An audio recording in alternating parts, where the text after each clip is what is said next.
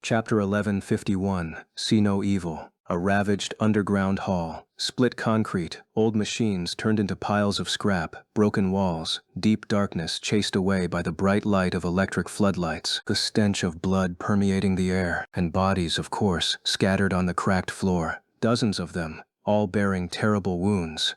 Bodies of the awakened of valor, the awakened of song, and one more, a ghastly hill of gray flesh that had been a nightmare creature before. Morgan studied the scene of slaughter with a neutral expression as she walked among the corpses. She would linger for a few moments near one of the corpses, then indifferently move on to the next. Her vermilion eyes were cold. Saint Gilad, the summer night, was more expressive. He was kneeling in front of one of the bodies with a mournful expression on his gallant, handsome face. A heavy sigh escaped from his lips. Amarin. Morgan turned around and looked at the transcendent. Oh, I am sorry, Sir Gilead. I have forgotten that the two of you were once members of the same cohort. Please accept my condolences. Her voice did not seem too regretful, though. Summer Night looked down. Sometimes I forget. She raised an eyebrow. What? The saint lingered for a few moments, then offered her a calm gaze. How much I loathe you and your family. Morgan smiled slightly and looked away. Well, what can I say? We are a loathsome bunch. With that, she used her armored boot to turn one of the bodies over and asked, "Does this make sense to you?" Summer Night stood up with a sigh and walked over. The result is outside expectations, but the sequence of events seems clear.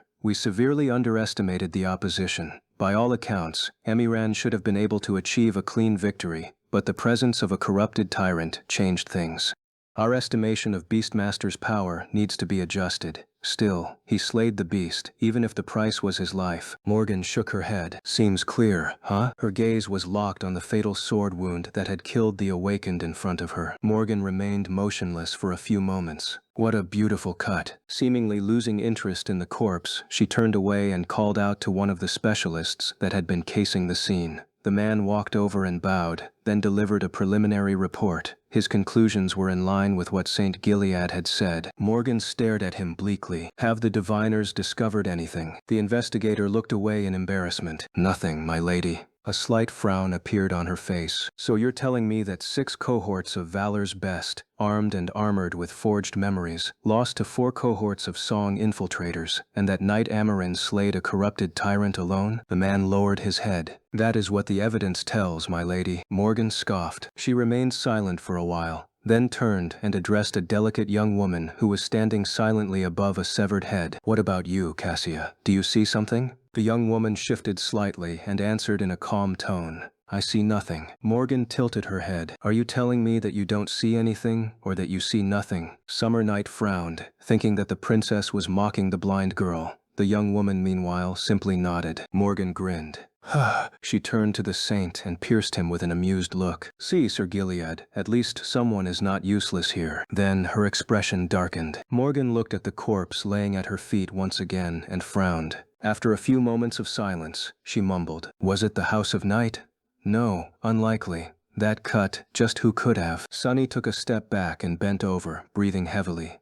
By his side, Cassie swayed, struggling to catch her balance after her rapier was shattered by Morgan's attack. Today, the princess had decided to face the two of them at the same time. The spar was an especially grueling one. They gave a good fight, cooperating with each other so flawlessly that it almost seemed as if they shared one mind. But, in the end, the princess mercilessly drove them both back. She seemed possessed, attacking with such power and ferocity that Sonny found it almost unnecessary to downplay his abilities. He pretended to be utterly exhausted. There was little need to pretend, really, and lowered his sword. That was a good fight, Lady Morgan. She glanced at her own blade, which was nicked all over and utterly ruined, then threw it aside with frustration. Yes, you did well too. After catching his breath for a couple of seconds, he slowly straightened and glanced at her with a complicated expression. But, are you troubled by something? Your technique seemed a bit distracted today. Morgan stared at him for a few moments, her face turning cold. Eventually, she said with a hint of discontent in her voice, That is not something for a person like you to concern yourself with. Come to think of it, I won't need your services in the next few days, Master Sunless, so make yourself scarce. Just what he wanted. Sunny put on a suitably alarmed expression and lowered his gaze. "Ah, as you wish, my lady." She lingered for a few moments, then scoffed and left. Sunny and Cassie were left alone in the training room. It had been 2 days since the slaughter in the abandoned factory. Morgan seemed to be suspicious that something irregular had taken place in the underground production hall, but not a drop of that suspicion was directed at Sunny. He had hidden his traces well, and no one within Valor could ever imagine that someone like him was capable of wiping out 10 cohorts of Awakened from the great clans, let alone doing it with such insidious and flawless, almost diabolical precision. As for Sunny, he was effortlessly playing the role of someone who had no clue about what had happened. Glancing at Cassie, he shrugged. "What's up with her?" The blind girl turned her head to face him, then remained silent for a while. Eventually, she said, "You don't have to worry." Sunny frowned. What was that supposed to mean? Did Cassie know something? If anyone would, it was her. He shook his head, then dragged his tired body across the room to place the training sword back into its stand. If Cassie knew, she would keep silent. But, in any case, Morgan's polite suggestion to disappear for a few days was very timely. No matter how confident he was that he had avoided all suspicion, it was best not to parade in front of emissaries of Valor for a while. And, to be honest, Sunny was long overdue for a little vacation. Placing the sword down, he looked at Cassie and asked, "Hey, about that favor I asked. How about we go to the dream realm for a little while? I seem to be free all of a sudden." The blind girl smiled slightly. "Sure, no problem." She carefully placed her broken rapier on the floor and added, "I already told Nephis. She's free too." Sunny froze for a moment, then made a face. Damn oracles. Chapter 1152 Field Trip. The Ivory Island was as peaceful and idyllic as ever. Sunny remained motionless for a few moments, enjoying the cool breeze and the view of the boundless expanse of the blue sky. Come to think of it, it was rare to find such a tranquil haven in the dream realm. Even the sanctuary, which was beautiful and serene in its own way, never felt safe. There was always the possibility of an attack, after all. What protected the sanctuary was people, and people were not omnipotent. The Crushing was a much more reliable guardian. The 3 of them, Sunny, Nephis, and Cassie, had just arrived from the waking world. Sunny was wearing the Shroud of Dusk, since that was his best armor memory.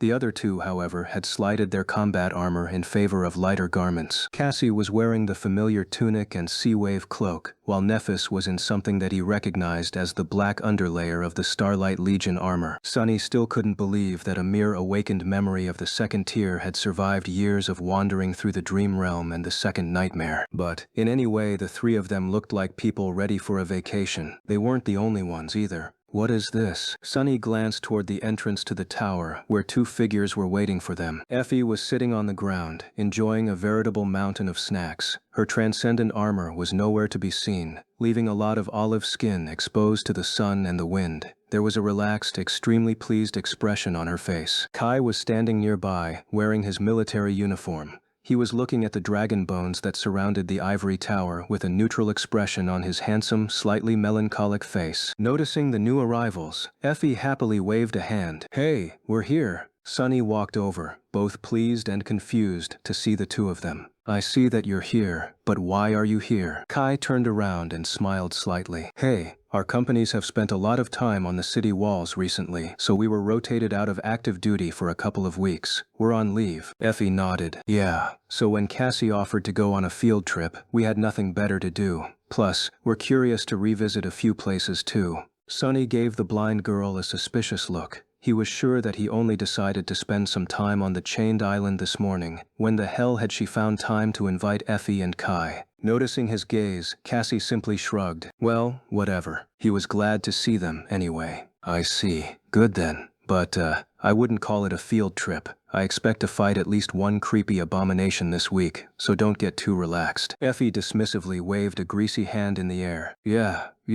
That abomination, though. Is it edible?" He stared at her bleakly. "I'm not sure." She grinned. "No problem. We'll just have to find out, then." Shaking his head, Sunny turned away and glanced at the graceful silhouette of the flying ship that rested on the water not too far away. Since Cassie was the one who knew how to control it, he addressed the next question to her. "Let's not waste any time. Where to first, Captain?" He had already shared the places he wanted to visit with the blind girl, so she was in charge of plotting the course. Cassie smiled. "The first stop is right beneath us, actually. It was not on your list, but I wanted to study the runes there. Just a few hours. Sunny shrugged. He had nothing against others adding more locations to the list. They were going to be helping him out with his goals, so it was only fair. Let's go then. Together, the 5 of them headed toward the lake and boarded the ship. Cassie entered the runic circle at the stern, saturating it with her soul essence as she gently took the steering oars.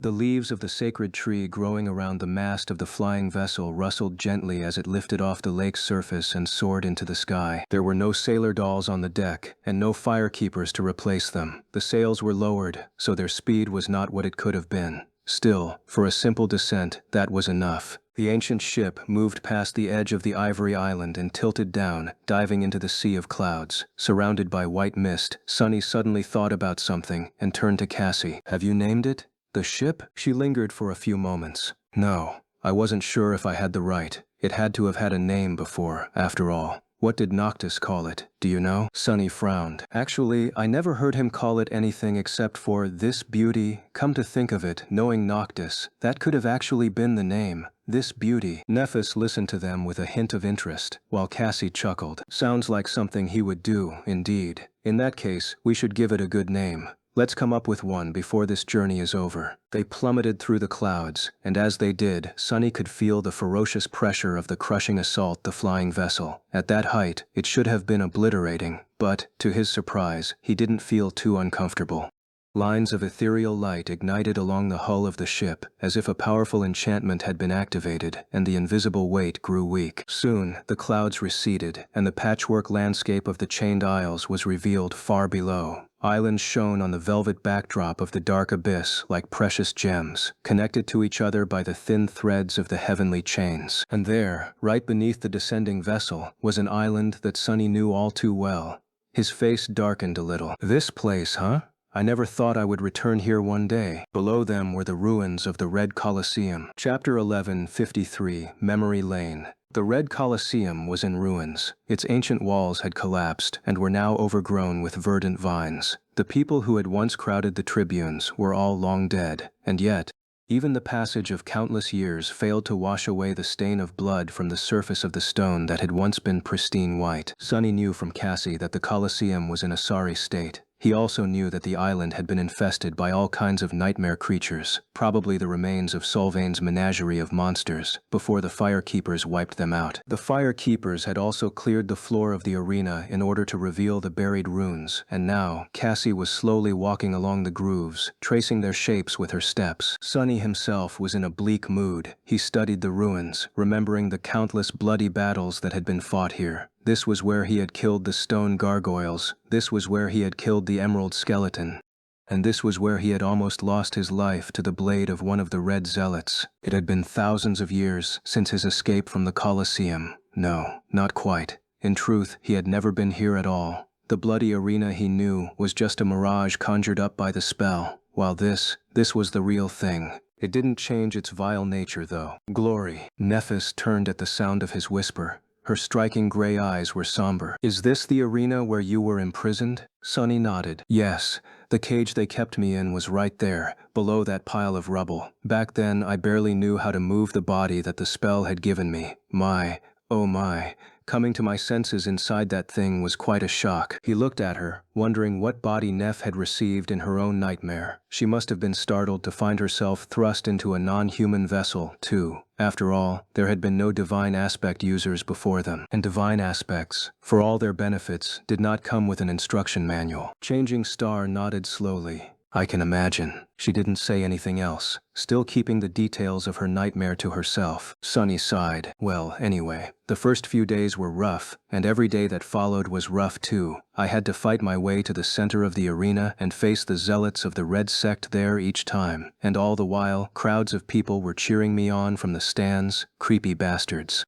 They were equally happy to see us slaves kill or see us die, all for the glory of War God. Kai, who was nearby, nodded. I faced those zealots too, on the battlefield. Everyone in the Kingdom of Hope was mad by that point, but the warmongers were especially wicked, and they were indeed, just as Sunny described them, equally happy to kill as they were to die. Their faith had been perverted beyond belief. He glanced at the blood-stained stones and added, after a short pause, now that I think about it, Maybe it is not a coincidence that the followers of War God were that way. War God is also the deity of humanity, after all. Sunny chuckled. Yeah, well anyway, I got better as time went on, enough to survive until the moment I could escape, and I did. Nephis looked around silently. It must have been hard to survive alone. He shrugged. It would have been, but I wasn't alone. There was this guy with me, a local awakened, a healer. Without him, I would not have lasted nearly as long as I did. He studied the ruins for a few moments, then gestured in a certain direction. That was where Sylvain killed him, in the end, at the edge of the island.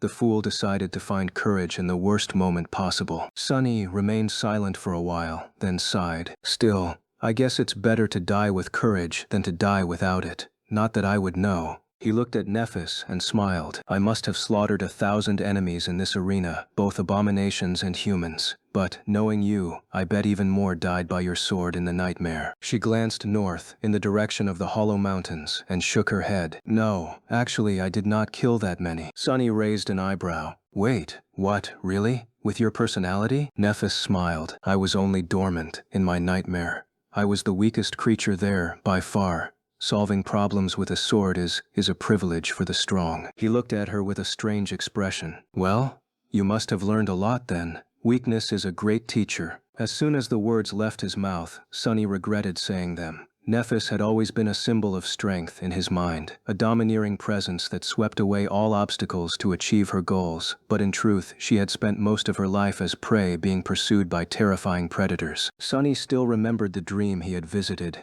a fragment of a memory she had about one of the attempts on her life. She knew about weakness just as much as he did. Neph's smile slowly faded away. She remained silent for a while, and then nodded. Yes, I did learn a lot. Great. Maybe think twice before opening your mouth the next time, fool. Sunny hesitated, thinking what to say. The solemn atmosphere was destroyed a moment later, though, by a loud crinkling noise.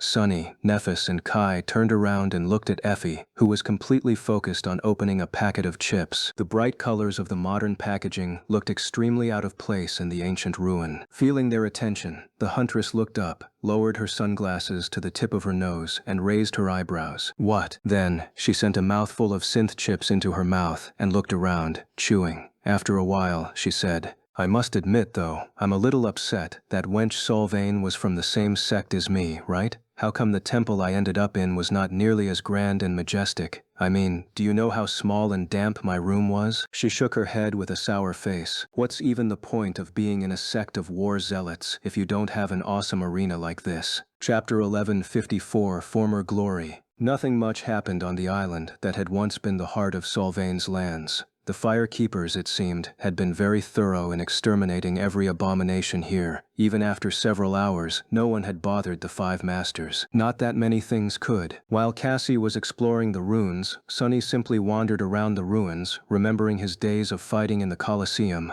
The others had nothing much to do, so they followed him, sometimes starting a conversation, sometimes remaining silent. Eventually, Effie sighed. This sucks. What kind of vacation is that? The mood is so dismal. Sunny looked at her humorlessly. What were you expecting? I did not exactly have a great time in this damned place. Should I be jumping around in joy? She blinked a couple of times. I mean, yeah? Why not? Think about it. This Colosseum is in ruins, but you're still standing. What's not to celebrate? Sunny tilted his head a little, then looked at the overgrown remains of the Red Colosseum once more. The place was desolate and forgotten, with nothing remaining of its former glory. Glory, the bastards who had lusted for it, who had turned Hope's Theater into a temple of murder, never found any such thing. Sunny, however, had survived. Not only that, but he was also a decorated officer now, complete with the highest military awards one could receive, earned in a war much more meaningful than the senseless one the warmongers had waged. He had never put much meaning into his medals, but now that they turned into something to spite Sylvain and her zealots with, damn. It almost feels better than killing her twice? A crooked smile appeared on his face. Well, if you put it like that, I guess you are right, Effie. I am much more impressive than these fools ever were, aren't I? Hell, they're making a movie about me in NQSC, even. She glanced at him with an amused expression. Let's not get a big head, doofus. And what do you mean, a movie? Another one? Noticing her petrified expression, he grinned. Don't worry, it's about Mongrel, technically. While Effie let out a relieved sigh, Nephis suddenly nodded. Oh yes, I've seen the trailer. Kai and Sunny looked at her with surprise, while Effie made a strange face and walked away. Gods, I think I'm going to be sick. She really looked ill. Sunny laughed as he watched her go. Hey, where are you going? The mood isn't so dismal anymore, is it? The huntress just waved her hand and disappeared behind a pile of rubble. He chuckled, but his smile disappeared when Kai asked with a thoughtful expression. If the trailer came out this quick, they must be putting a lot of resources into filming. I do wonder though, are they going to cast an actor to play Mongrel, or an actress? Sunny eyes widened slightly. What the hell do you mean, an actress? Why would they cast an actress? Take that back. While they were bickering, Cassie finished exploring the runes carved in the blood-stained stone. Soon the flying ship left the ruins of the Red Colosseum behind and cut through the sky. The night had descended upon the chained isles, erasing the border between the sky above and the sky below. Cold stars shone upon the remains of the shattered kingdom, reflected by the distant flames that burned in the dark abyss. The flying vessel was moving southeast. There were not that many places that Sunny wanted to visit on the chained isles. His main goal was the Shipwreck Island, where the corpse of the Sun Prince swung above the sky below, tangled in heavenly chains. But he was also interested in one other, the southern island, where the ruined castle of the Shadow Lord stood, and where he had fought Nightmare. The black steed had become his shadow, but that was just the phantom of the spell. Sunny couldn't help but feel curious about what had happened to the real Nightmare. Was he perhaps still here, somewhere, in this region of the dream realm? The Dark Courser was not on the southern island anymore, that was sure. After all, Sunny had visited the ruined fortress in the waking world before even knowing what it was. That was where he had welcomed Effie and Kai to the Chained Isles, and had not met Nightmare there. Still, maybe there were some clues. Countless years had passed since the time when the shadow creature remained in the castle, stubbornly guarding the citadel of a dead master. Was the real Nightmare still alive? Had he grown stronger? Had he succumbed to the corruption that seemed to have devoured everything and everyone else in the dream realm? Sunny wanted to know, but most of all, he was interested in finding a shadow creature. It could lead to a lot of fragments at worst, and a new shadow at best. Apart from the southern island, though, Nephis obviously did not have any places in mind. Effie wished to visit the Temple of the Chalice. Kai would have wanted to return to the Ivory City, perhaps, to reminisce on the past. Strangely, the place where Cassie would have wanted to visit was gone too. The Night Temple, where she had spent several months caring for her mentor, the one in the north, was destroyed as a result of the battle between Skytide and St. Cormac. The blind girl did add one location to the list, though, and a very strange one at that. The island where an eerie creature of the lake had once bestowed them with the ruby knife. Sunny did not know what she wanted to find there, but had no objections to her request. They were going to the southern island first, however, so that creepy place was still far away. Enjoying the view of the starlit sky, Sunny breathed in the cool night air and smiled as he listened to his friends chatting. There would be dangers and dire threats once he returned to Antarctica, but for the next few days, life promised to be tranquil and uncomplicated. There would be a bit of exploration, a bit of treasure hunting, and a bit of fighting as well, but not the dreadful kind. It was truly like a vacation. His smile grew a little wistful. Damnation. Just when did the dream realm become nicer than the waking world? Chapter 1155. What the future holds. The flying vessel continued moving southeast. The members of the cohort remained at the stern, keeping Cassie company. They spent some time idly talking about this and that, then silently enjoyed the beautiful sight of the night sky. Safely hidden within the crushing, they were temporarily safe from all threats. That feeling was strange. The only thing stranger was the fact that Effie seemed to have lost her appetite, somehow. Now that was an anomaly unlike anything Sunny had witnessed before.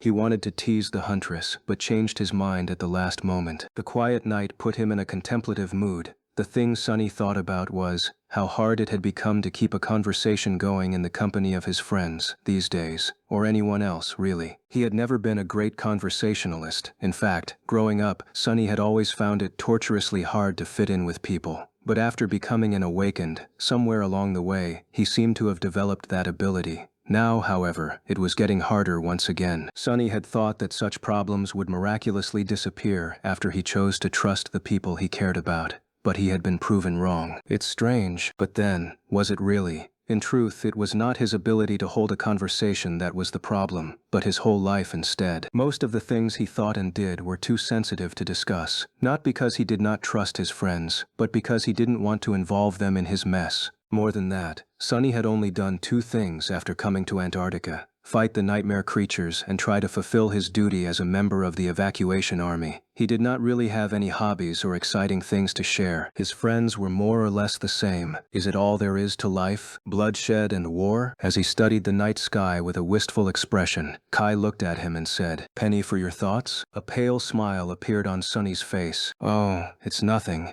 I was just thinking about how messed up our lives have become. These days, it seems that there's nothing to talk about except for what we killed, how we killed it, and how to kill it better. So I'm wondering, is that what adulthood is? Work, work, and then more work. I thought that becoming a master would be freeing, but honestly, I was having so much more fun as an awakened." Kai sighed. "It does seem like that, doesn't it?" Effie, who was hugging the wooden railing of the flying ship as if battling motion sickness, looked at them with a miserable face. "I don't know what you are talking about. I'm having tons of fun every day." Sunny gave her a dubious look. "Yeah, maybe check the expiration date the next time you smuggle a bunch of snacks into the dream realm. Those synthetic chips must have been left over from the dark times, considering your current state." She gritted her teeth, then made a rude gesture in his direction. Sunny grinned. At that moment, Cassie suddenly spoke. "I get what Sunny is saying, but is there something wrong with being focused on work? I am usually very busy too, and there's little time for anything else except for my duties. However, it's not bad.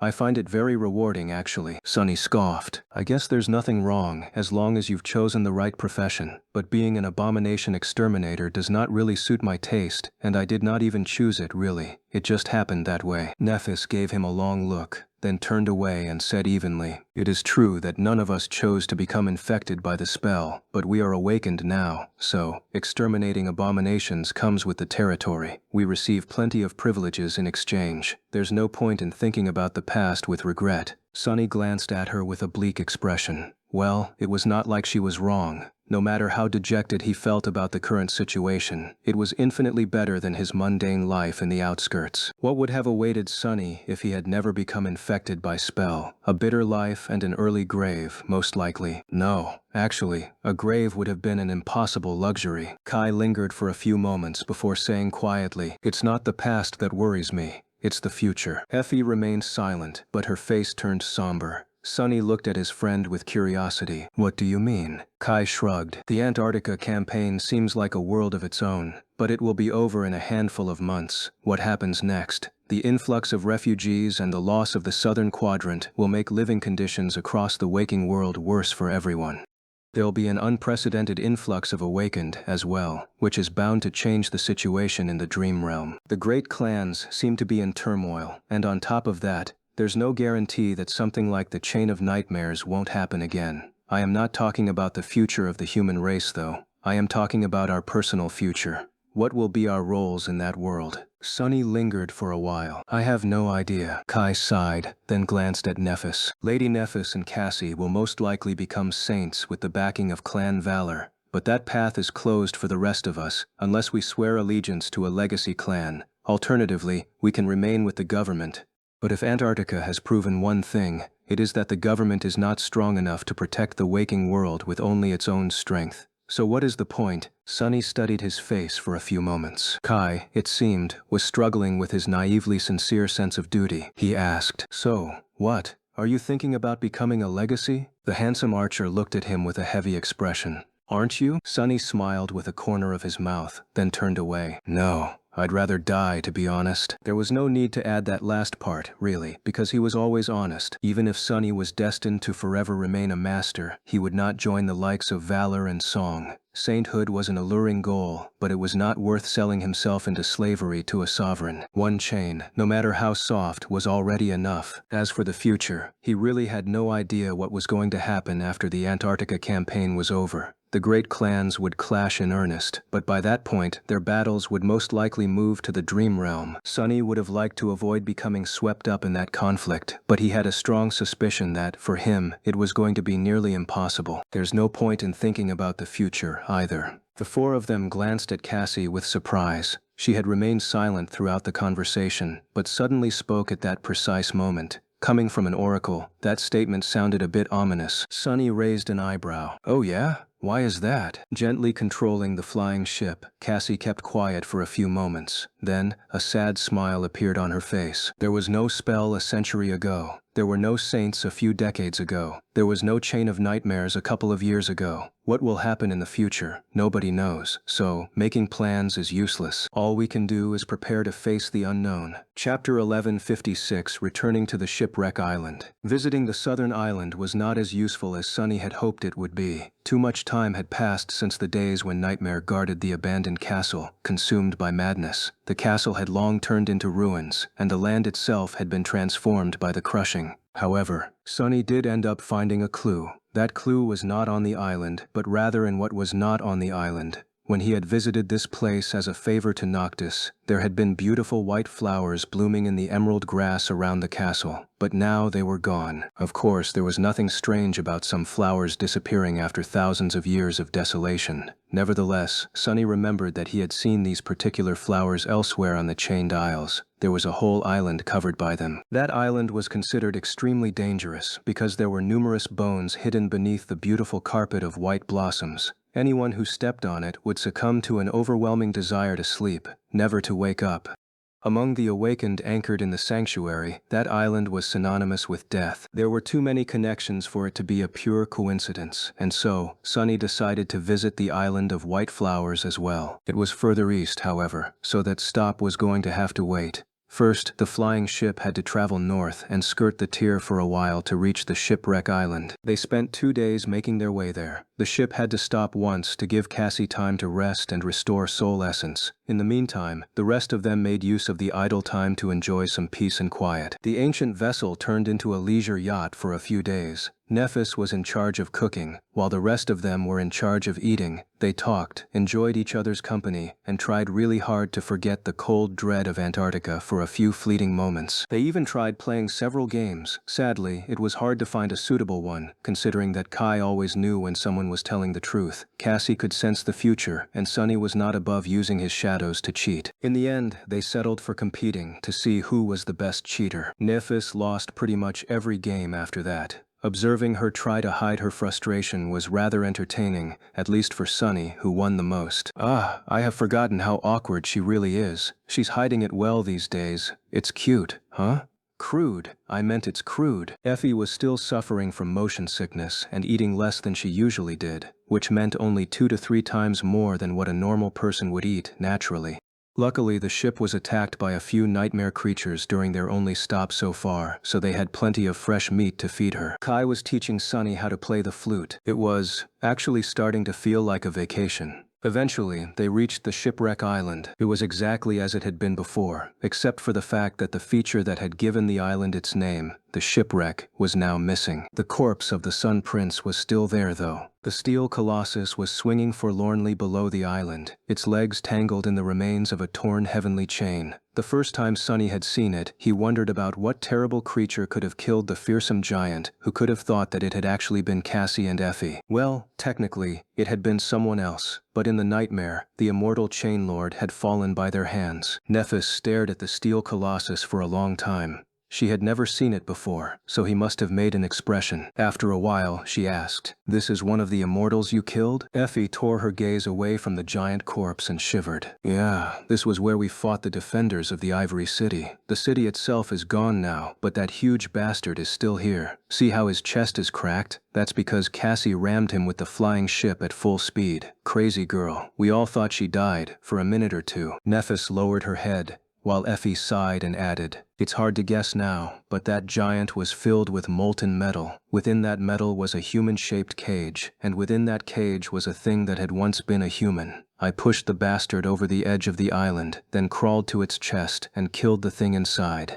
It was a hot mess of a situation. I had plenty of burns to prove it." She made a disgusted face, then glanced at Sunny. "So, doofus, we just need to bring you to what is left of the Sun Prince?" Sunny shook his head. "Yes. I mean, no.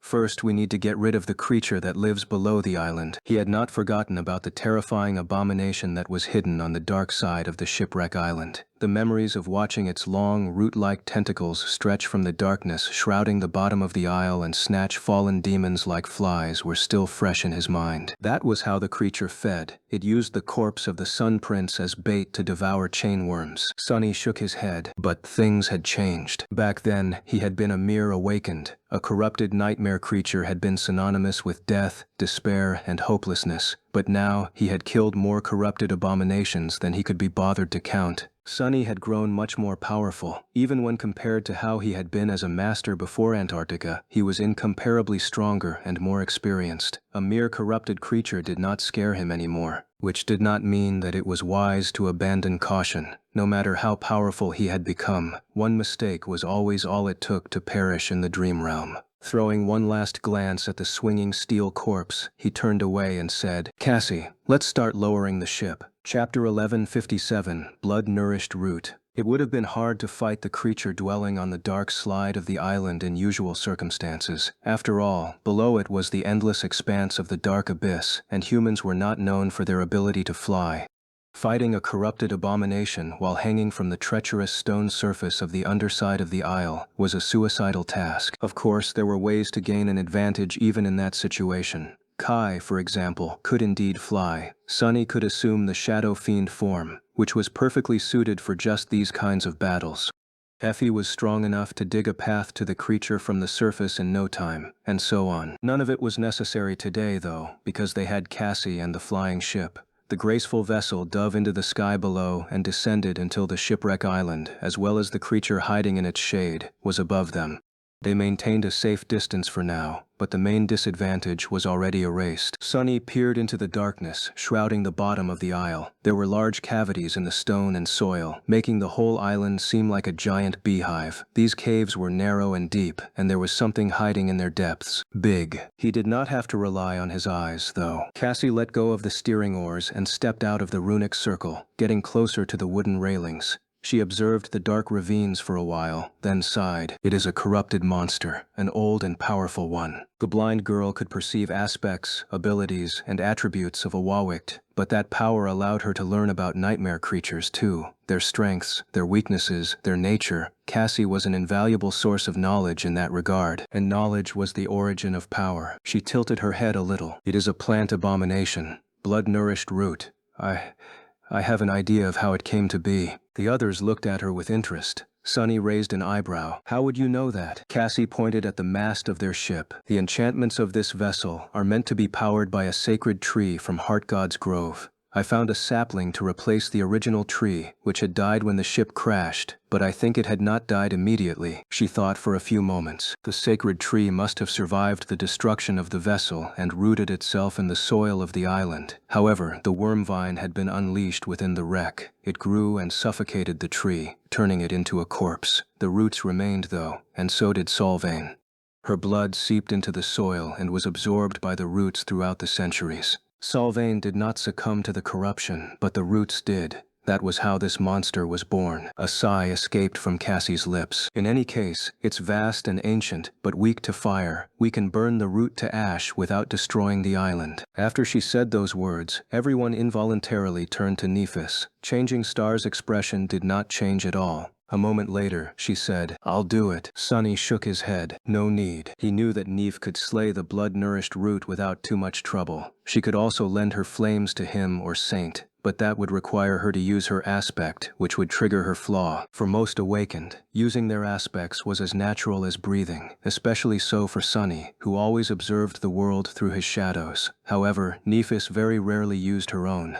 Strangers might not have noticed it, but anyone close to her knew that she only activated her abilities during battles, and even then only the most dire ones. That was how it had been on the Forgotten Shore, and that was how it was now. Usually Neff relied on only her physical prowess and skill to fight, because she had to burn alive every time she called upon her powers. So, what kind of vacation would it be, if she was forced to go through that suffering in the middle of it? Sunny glanced at her and shrugged. Just summon the Dawn Shard. We'll deal with the creature ourselves. Each flaw was a curse, but theirs were curses of a different kind. By his side, Effie sighed. Hell. A thin layer of polished metal suddenly covered her skin, making the huntress look like a beautiful steel statue. By her side, Kai summoned his ivory armor, as well as the transcendent bow he had received after slaying the corrupted tyrant, Malignant Grave Root.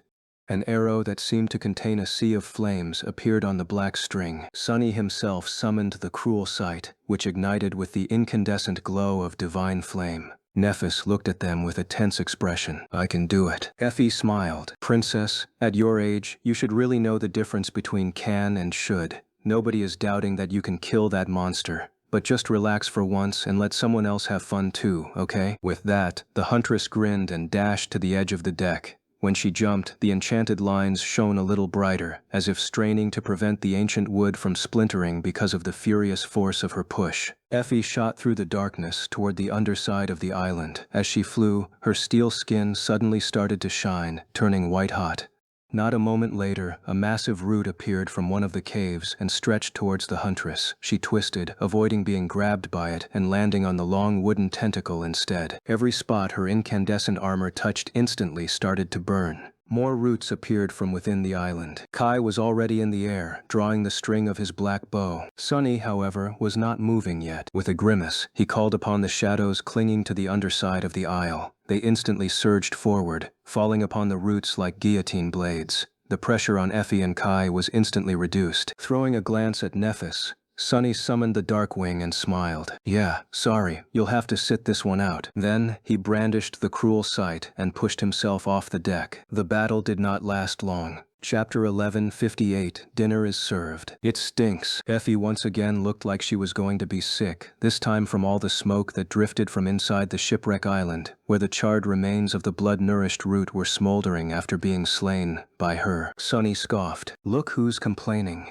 He was playing with a transcendent soul shard, but the huntress was the one who ended up with the real prize. There was a strange spear in her hand. Its shaft was made of gray wood, but the spearhead glinted with a deep crimson color as if it had been cast in blood. Effie made a face. Well, yeah, it's a good spear. The creature absorbed Solvain's blood, right? So it's like an inheritance from the greatest warrior of the sect. But, Sunny, what was the one question I asked you at the start of our trip? He frowned, trying to remember. Whether the creature I needed to kill was edible. She pierced him with a bleak look. Exactly. And is it? No. What, am I supposed to gnaw on burned wood? Sunny laughed. Gods, don't worry, we'll find something to feed you. She simply waved her hand. Don't bother. The smoke stench made me lose my appetite anyway. They were currently getting ready to climb down to the remains of the Sun Prince. A familiar golden rope was tied to a large piece of stone that must have been a part of a towering docking mast once, and the four of them, Sunny, Effie, Nephis, and Cassie, were standing near the edge of the island. The flying ship was anchored to one of the masts, and Kai had already flown down to connect the other end of the rope to the remains of the heavenly chain. The island itself was in a descent phase, so they did not have to be wary of the crushing anytime soon, either. I'm going then. Sunny grabbed the rope and started climbing down. Soon they found themselves standing on the sole of one of the steel giant's feet. It was wide like a platform and almost horizontal, making for a perfect landing spot. Sunny had once seen a nightmare where he was one of Solvain's soldiers fighting in a harrowing battle against the forces of the Ivory City. In that dream, he and all of his comrades had been mercilessly crushed beneath this soul. It was a bit strange to be standing on top of it now. Life is weird like that sometimes. The others looked at him expectantly. So, Sunny, are you going to tell us why we're here? Kai's usually composed voice was full of curiosity. Sunny smiled. Yes. Wait a second. A moment later, a scrawny creature suddenly rose from his shadow. The little fiend opened his eyes wide and stared at the members of the cohort. His mouth hung open, revealing 2 rows of sharp triangular teeth. Nephis, Effie, Cassie, and Kai, they indeed made for an unforgettable sight. The former 2 were strikingly beautiful, while the latter 2 were simply beyond reason. Sunny wasn't so bad himself, either. His friends focused on the ravenous fiend in turn. Sunny, what is that? Nephis looked down and moved her leg slightly, avoiding Imp's finger. The little bastard was so stunned that he tried to poke her, as if wanting to make sure that she was a real being and not a divine vision. Sunny coughed. This ugly thing is a new shadow of mine. I call him Imp. Effie suddenly exploded in laughter. Oh, this is too good. so the little gremlin has a mini version of himself now? Sunny glared at her. Funny you should say that, Beanpole, because Imp is actually more of a mini version of you. It's always hungry, has no manners, and eats like a gluttonous barbarian. Both of them, Imp and Effie, looked at him with offended expressions. He simply smiled. But, unlike Effie, this little guy actually profits from eating more than humanly possible. So, come one, trashling, chop chop. You see this giant steel colossus? I want you to eat it whole. The members of the cohort looked at Sunny with wide eyes. Imp, meanwhile, looked down at the surface of the steel soul. For the first time ever, his ugly face actually paled. Sunny frowned. What are you waiting for? Start eating. Oh, but climb down first. If you start from the leg, you'll fall into the sky below. I did that once and survived, but a useless wretch like you will definitely die. The little fiend shivered, then threw a hateful glance at Sunny and obediently started climbing down. He acted with apparent reluctance, but his tiny eyes were secretly glinting with hungry avarice. Sunny shook his head. This bastard. I bet he'll finish the whole colossus in less than 3 days. That much had to be enough to push the ravenous fiend to the next step of his nascent steel body, and maybe even a little past that. Sunny was also thinking about trying to make the shadow swallow a few pieces of the heavenly chains. He also remembered that there was a giant steel arm on the Iron Hand Island, although the inhabitants of the sanctuary would probably notice if it suddenly went missing. At that moment he realized that the members of the cohort were staring at him with strange expressions. What? Kai hesitated for a few moments, then cleared his throat. Sunny, don't you think it would be nice to tell us a bit about Imp? And why is it that you want him to eat the Sun Prince? Effie nodded. Yeah. And how did you end up with that shadow anyway? From what you told us before, creating them requires a steep price to be paid. So why this weak, tiny creature? Sunny glanced at them with a dull expression. Yeah, alright, I'll tell you. He needs to eat a lot of enchanted metal to get stronger. That tiny menace is a transcendent devil, by the way. In fact, he was the second most dangerous nightmare creature in the Antarctic Center. As for how he ended up becoming my shadow, I killed that bastard, of course. Had him eaten alive by a bunch of carnivorous beetles. It's actually a long story. Come, let's climb back, make some dinner, and I'll share this epic tale with you in detail. Chapter 1159, The Incredible Adventures and Astonishing Deeds of Heroic Dreamer. Sunless in the cold and dreadful darkness of the long night, abridged. Strips of meat were roasting above the fire, and a delicious fragrance permeated the air. The remains of the corrupted monster crackled as they burned. Somewhere far away, ancient chains rattled loudly. Darkness shrouded the world outside the circle of light cast by the dancing flames. And that was the moment when the explosives detonated. Boom. I don't know how the whole city did not just slide into the ocean, but it was really something. The wall fell, the buildings crumbled to dust, the earth itself sank.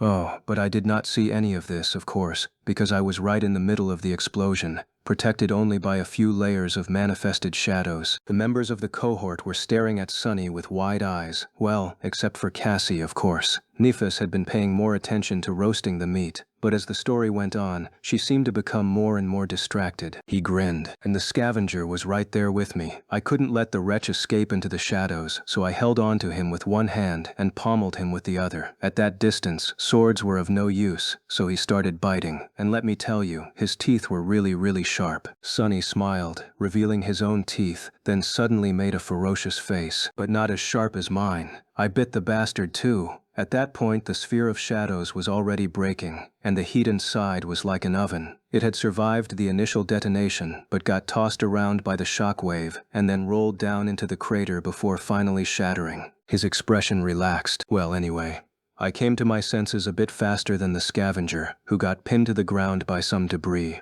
Problem was, I still had no way of breaking his armor. Luckily, I still had a chest full of the dark beetles with me. So, before the fiend could free himself, I poured the beetles out, and they ate him alive. A fitting end for a corpse eater, don't you think? And since those beetles were not exactly living things, the spell attributed the kill to me. So, that was how I received a new shadow. There was silence for a few moments. Eventually, Effie shook her head. Wait, so you're telling us that this ravenous fiend stalked you across all of the Antarctic Center, infiltrated a siege capital, and waited for weeks to ambush you at the worst possible moment? Since when are nightmare creatures that smart? Kai glanced at her with surprise. Are we just going to ignore the fact that Sunny killed a titan? Sunny laughed. Yes, that is exactly what happened. The first months of the operation were really wild. What can I say? There was a startled pause. In the silence, Cassie asked in a worried voice, "But what happened to your soldiers? Were they all right? You said that the ravenous fiend gravely wounded one of them." Sunny's smile slowly faded away. He stayed quiet for a few moments, then sighed. "Yeah, they were fine. Luster lost his legs, but he survived. He's currently back in the northern quadrant, recovering after receiving treatment from the best government healers. Kimmy is right here in East Antarctica. She is with Army Command now." His eyes grew distant. Quentin is still marked as missing in action, officially. As for Belle, Dorn, and Samara, they died a few days later, when we tried to fight the winter beast. Everyone died that day, except me and Jet. In the silence that followed, Cassie sighed lightly. "I'm sorry." Sunny glanced at her sharply. It was strangely off-putting to hear those words coming out of her mouth. He knew very well that she was not one for apologies. Have I unknowingly been waiting for something stupid like that for the last couple of years? He shook his head, then put a smile on his face. "Yeah, I'm sorry too. But that is how Antarctica is. It has a way of reminding you that no matter how strong you have become, there is always something stronger out there, waiting to eat you alive." Sunny lingered for a bit, looked at Nephis, and said in a carefree tone, "I've tasted a lot of failure there. It's a bitter thing, failure, but after everything is said and done, I think it is more of a medicine than poison. You should try it too, sometime, before it's too late." He did not know why he was being combative with Neph, but her confidence was really frustrating to observe recently. Perhaps it was because he felt protective of her. Changing Star had put herself in terrible danger by joining Clan Valor, after all. She was facing death and destruction, but acted as if everything was under her control. She was wrong. The great clans, the sovereigns, these people were not someone who could be controlled. Hearing his remark, Nephis calmly turned the meat and looked in Sunny's direction. Her voice was even. "I think I know more about failure than anyone here." He frowned. "You? When have you ever failed?" Nephis sighed and continued tending to the meat. "I failed to keep you by my side in the Dark City, didn't I? I failed to take control of the Bright Castle too. I wanted to usurp Gunlock's throne a few days after killing him. I had everything prepared, but in the end, it took many weeks of bloody struggle to achieve the goal. Each additional day that passed, each sleeper that died fighting fellow humans, were my failures. It wasn't easy to come to terms with." She took the fragrant meat off the fire and started placing it on the plates. "I failed in the Crimson Spire too. I failed to achieve the best result and even messed up in my attempt to salvage the mistake. And I have failed countless times since." She smiled, then handed Sunny his plate. "But that's all right. You said it yourself. Failure might be bitter, but it is a medicine. Now, let's eat. Hopefully this meat will taste better." Chapter 11, 60 Idle Days. They ended up spending 3 idle days on the shipwreck island. It had long been cleansed of the feral sailor dolls by the firekeepers, and no new nightmare creatures made it their home since. The 5 masters remained on the island when it was low, and sought shelter on the flying ship when it rose high enough to become affected by the crushing. Imp was devouring the steel colossus with startling speed while they rested and relaxed. Sunny had not had an opportunity to truly let go of his worries in a long time, so this change of pace was most welcome. Vacationing in the dream realm was not really one's idea of fun, but they made the most of it. Effie seemed to have regained her appetite, although she was still being picky about her food. It seemed that the military rations had left an unforgettable impression on the gluttonous huntress. As a result, the mountain of snacks she had brought over from the waking world was disappearing at a slower pace than the husk of the Sun Prince. She even shared some with the rest of them, which was both pleasant and a huge shock. The members of the cohort lazed around, avoided doing anything productive, and spent most of their time either sleeping or chatting idly. Sunny shared more stories about his days in the Antarctic Center with them.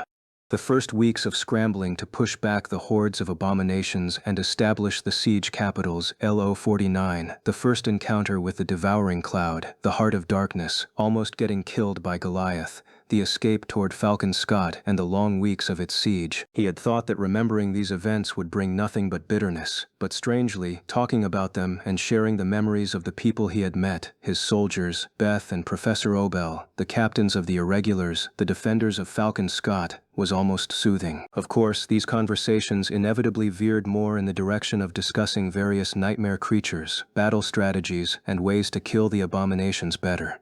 The other members of the cohort had encountered countless enemies of their own in the time they were apart, so there was a lot of knowledge, insights, and accumulated experience to share. The others talked about their lives too.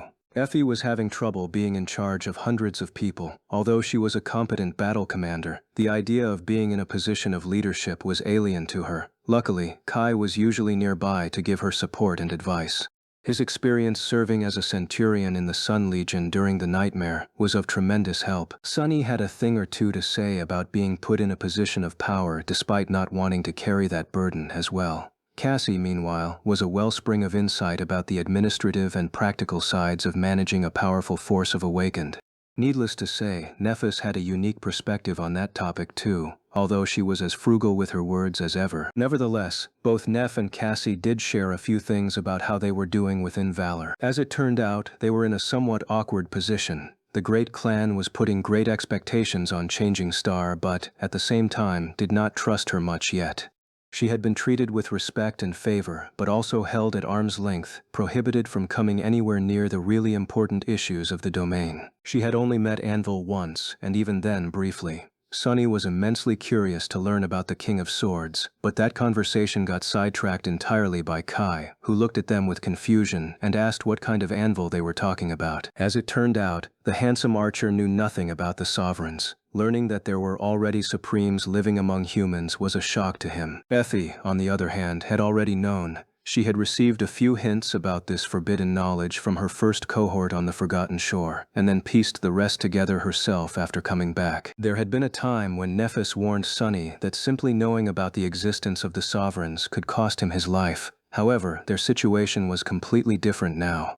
All five were not unknown entities in the awakened society anymore. They were renowned masters, universally considered potential pillars of the next generation. In other words, they had earned the right to know some secrets. In fact, they had to know, because it made putting a leash on them easier. So Nephis shared more knowledge about the domains with Kai and Effie. She did not tell them, though, about her suspicions about how her father had perished, how the great clans had hunted her in the past, and how she was determined to destroy them. The two seemed to understand what was left untold. Nevertheless, just like they had understood why Castor died by Sunny's hand without being explained the reasons in detail. Armed with that knowledge, it became easier for them to realize what Neph's position was in the great clan Valor. Paradoxically, Cassie's situation was a bit better. Valor was less wary of her, not considering the blind girl a serious threat.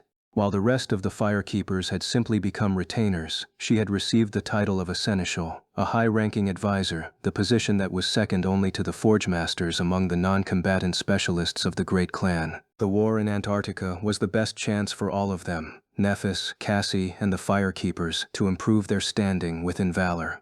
Only after proving their loyalty on the battlefield would they receive the chance to get closer to the rulers of the Great Clan, including the enigmatic sovereign. What a mess. Sunny was staring at the corpse of the Sun Prince, which was now missing its head, arms, and most of its torso. He could see the little figure of the imp laying lifelessly on top of a link of a heavenly chain, looking miserable and drunk from overeating. His remark was both about the state of the once fearsome chain lord and the situation that Nephis and Cassie had found themselves in. Shaking his head, Sunny leaned over the edge of the island and shouted, "What are you doing, lazy waif? Stop fooling around and eat more." Far below, Imp flinched, then looked up with a dull expression. Awkwardly climbing to his feet, the little fiend then sighed, made a face, and lifelessly took a bite out of the steel giant's leg. "That's better." Imp chewed the ancient metal with a miserable expression, and then froze. In the next moment, his scrawny body suddenly shimmered. Chapter 1161. Blessed Steel. Even though there was a considerable chunk of the Colossus left uneaten, Sunny ordered Imp to return. By the time the small creature climbed back to the surface of the island, the members of the cohort had gathered around Sunny. "Huh? Wait, the little rascal looks different." Indeed, Effie was right. The scrawny fiend was different from how he had been before. Firstly, he had grown. Just a few days ago, Imp was barely as tall as Sunny's knee, but now his head was on the same level as Sunny's abdomen. The vital areas on his wiry body were now covered by black plates that resembled a suit of light armor, each glinting with a dark metallic sheen. The same went for his long, sharp claws and triangular teeth. Imp's face twisted in a grotesque grin, and he raised his chin. After that, the little fiend threw a furtive glance at Nephis. Sunny smiled. "Congratulations, ugly. You have officially graduated from an unseemly gremlin to an unsightly goblin." Imp's grin grew a bit forced. He glared at Sunny and hissed. Nephis looked at them for a few moments. "I don't know. I think he is a little cute." The little fiend froze, then swelled with smugness. Sunny shook his head and sighed. "Are you blind? Well, whatever. Let's see what exactly changed." He summoned the runes, waited for the shimmering symbols to reveal themselves, and studied them with a focused expression. Most of the runes seemed the same. Shadow, ravenous fiend. Shadow rank, transcendent. Shadow class, devil. Neither the rank nor the class had changed, so the evolution must have been tied strictly to Imp's attributes. Sunny had anticipated such a result, so he was not too disappointed. Curious, he continued to read the runes. Shadow description. Shadow attributes. Poan mormendia. Zunen sefenis bepor. Penzaha man. Mamen hamens hamen samiend. Wadam dia. Penzaha batombund. Da gudatama. Zata hamza. Minen. Sunny tilted his head a little. This was good. Before, Imp possessed an attribute called Lesser Iron. Sunny had expected one epithet to change, but not both of them. Not only had Lesser changed to Great, but Iron had also become Steel. That was a considerable leap. I wonder. The description of the one had implied that Imp's body possessed qualities of metal. What about the Doom? He concentrated on the shimmering symbols and read, Attribute description. This shadow's body is akin to blessed steel. Jackpot! Not only had mundane iron been replaced by blessed steel, thanks to the Sun Prince no doubt, but Imp's body had gone from merely possessing qualities of metal to being entirely like metal. What did it mean? It meant that the little fiend's whole body was now as resilient as a weapon forged out of transcendent steel would be. In other words, nearly indestructible. More indestructible than the original scavenger's already impregnable bone armor had been, at least. Sunny was very satisfied. He had achieved his initial goal of toughening up the ravenous fiend.